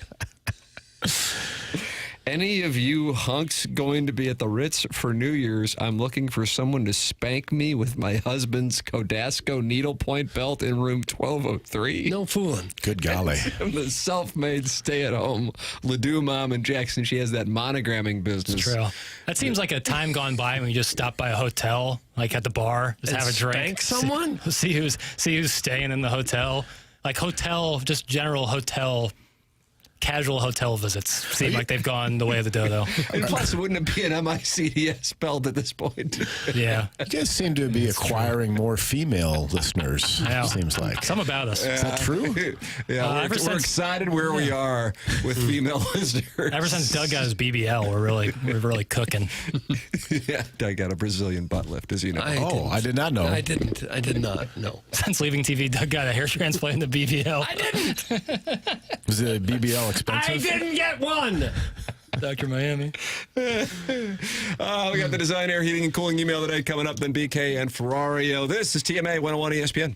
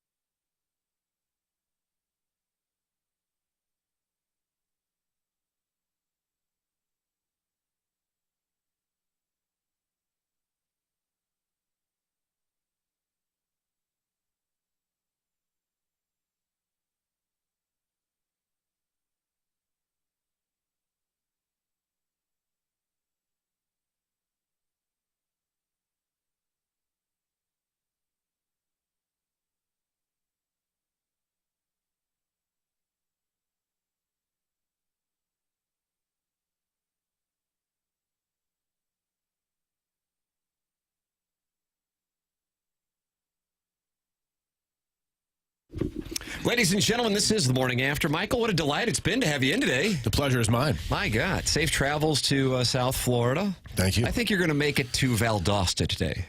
Yeah? I hope you're right. Valdosta / Gainesville is kind of my stopping spot. That's right a good haul. Right at the Georgia-Florida border. That's right. I would love to make it that far. I'm just always concerned about what's going to happen when you get to Atlanta. And is it going to be elbow to elbow, bumper to bumper? How fast do you drive? You drive? I kind of drive like a grandpa, to be honest. Do you? I don't go real fast. Smart play. Got Peach Bowl fans in town, so you'll see a lot of Hook'em and a lot of Sun Devils as you make your way through. Well, you got to think the Hook'em it'll be packed with Hook'em. Yeah, they were just there a couple weeks ago. Back at it for more after the game against Georgia a couple weeks ago. Cam Jansen will be in for Martin tomorrow. Michael Wellington in today. Ladies and gentlemen, before we get to the Design Air Heating and Cooling email today, Wedding Tackle wants to note Morocco is only about 700 miles from the equator. Ladue Public Schooling at its finest. That's from Wedding Tackle. Well, I mean, relatively, 700 miles is in the grand scheme of the globe. Hey, It's no not need like to yell. a crazy amount. It's all right. You know, what's 700 miles from St. Louis? Florida? Mobile. That sounds about right. Yeah, probably like Panhandle, right? Well, probably a little less than Mobile is 700. 670 miles. There you go. All right, so I mean, that's not a crazy distance here to Mobile. Don't get agitated. Yeah. Well, the Wedding Tackle is the one who's poking the bear. Okay. I told you that was Mr. Hyde talking. And Mr. Lick says the Clayton Ritz is embarrassing for this region. You cannot have anyone in from New York and let them see it or stay in it. Thank you, it's Mr. Lick. Your I'll see an credibility Aspen is for New down the Year's, Lex. toilet. Yeah, you gotta wait till Q1 next year. Ladies and gentlemen, it's time for the Design Air Heating and Cooling email of the day. Ow! Watching the NFL yesterday, I noticed the Jets made a ton of mental mistakes. You know who doesn't make mental mistakes? Tim McKernan. And we were all blessed to be able to watch him. But all the redhead talk reminded me about the first time I saw man-on-man lovemaking. We were all over at my buddy Jimmy's house during Christmas break. His merchant marine Uncle Ralphie was in town. All man, all tatted up and scruffy facial hair. I love when they're described as all man. Had a Danny Bonaducci thing going on. You were attracted to Danny Bonaducci, dude? No, I was not attracted to Danny Bonaducci. That's good. His name came up when we mentioned redheads. Complete with the raspy voice. Next thing I know, I look over my buddy Butchie, and he are just making out in front of everybody. And then Ralphie rips out his tank top, T-shirt, and goes all... Doug, do you call it maritime? I don't call it that at all. No, I don't know what he's talking about. Right full udder? What? As he filled Butchie's mouth. Okay, that's enough. Get him, Doug. That's enough. That's plenty. Are you done? Yeah, well, I mean, okay. His first name is Bud. He has a middle initial of N. Bud. And his last name, his family name is Jackson. So, Jason. He's French. Jason. good morning and salutations from the Twin Cities, Festus and Crystal City. I just wanted to suggest to Mr. Wellington that if he wants to grab a meal on his way to Florida, that he check out the Pasta House in Festus and ask for their special fettuccine Alfa Radio. Tell them the Pestus from Festus sent you. That's from Paul. Paul! Strong. They still got bottomless salad over there? Probably, yeah. Pasta's good. I think so. I like a bottomless salad. I always enjoyed it. Yeah. Bottomless fries at Red Robin. Yeah, and broccoli. Not Yola, for the record. No. Today was the last straw. Jackson has to go. We can overlook the NBA chatter and hockey hatred, but we're sick of your uppity, wealthy dialect. Mispronouncing Muscatoli is simply too much for my heart to handle. This is St. Louis, Missouri, not Paris, France. People definitely call it Mastacholi. I'm not wrong here. We are provincial townies. We drive on Highway 40. We eat cornbread and wash it down with Busch Light. Stop trying to sound like you're not from here. You grew up with an above-ground swimming pool, for crying out loud. In-ground, baby. Either talk like a true son or move to Chicago so you can put tomato slices on your hot dog like you've secretly wanted to do your whole life. Moving on, did anyone catch the look on Jackson's face when Michael said he failed film class? If you were watching live on YouTube, you could see the translucent one turn a wider shade of pale at the mere thought of blowing off theatrical studies.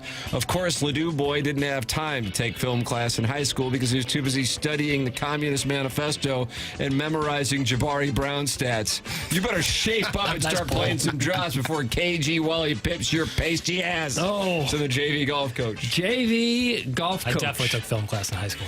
Ours is the type of presentation where a geriatric from Festus feels free to drop in at any time and offer his own bizarre pronunciation of muscatoli and then tell Doug to shut up for something he didn't even say.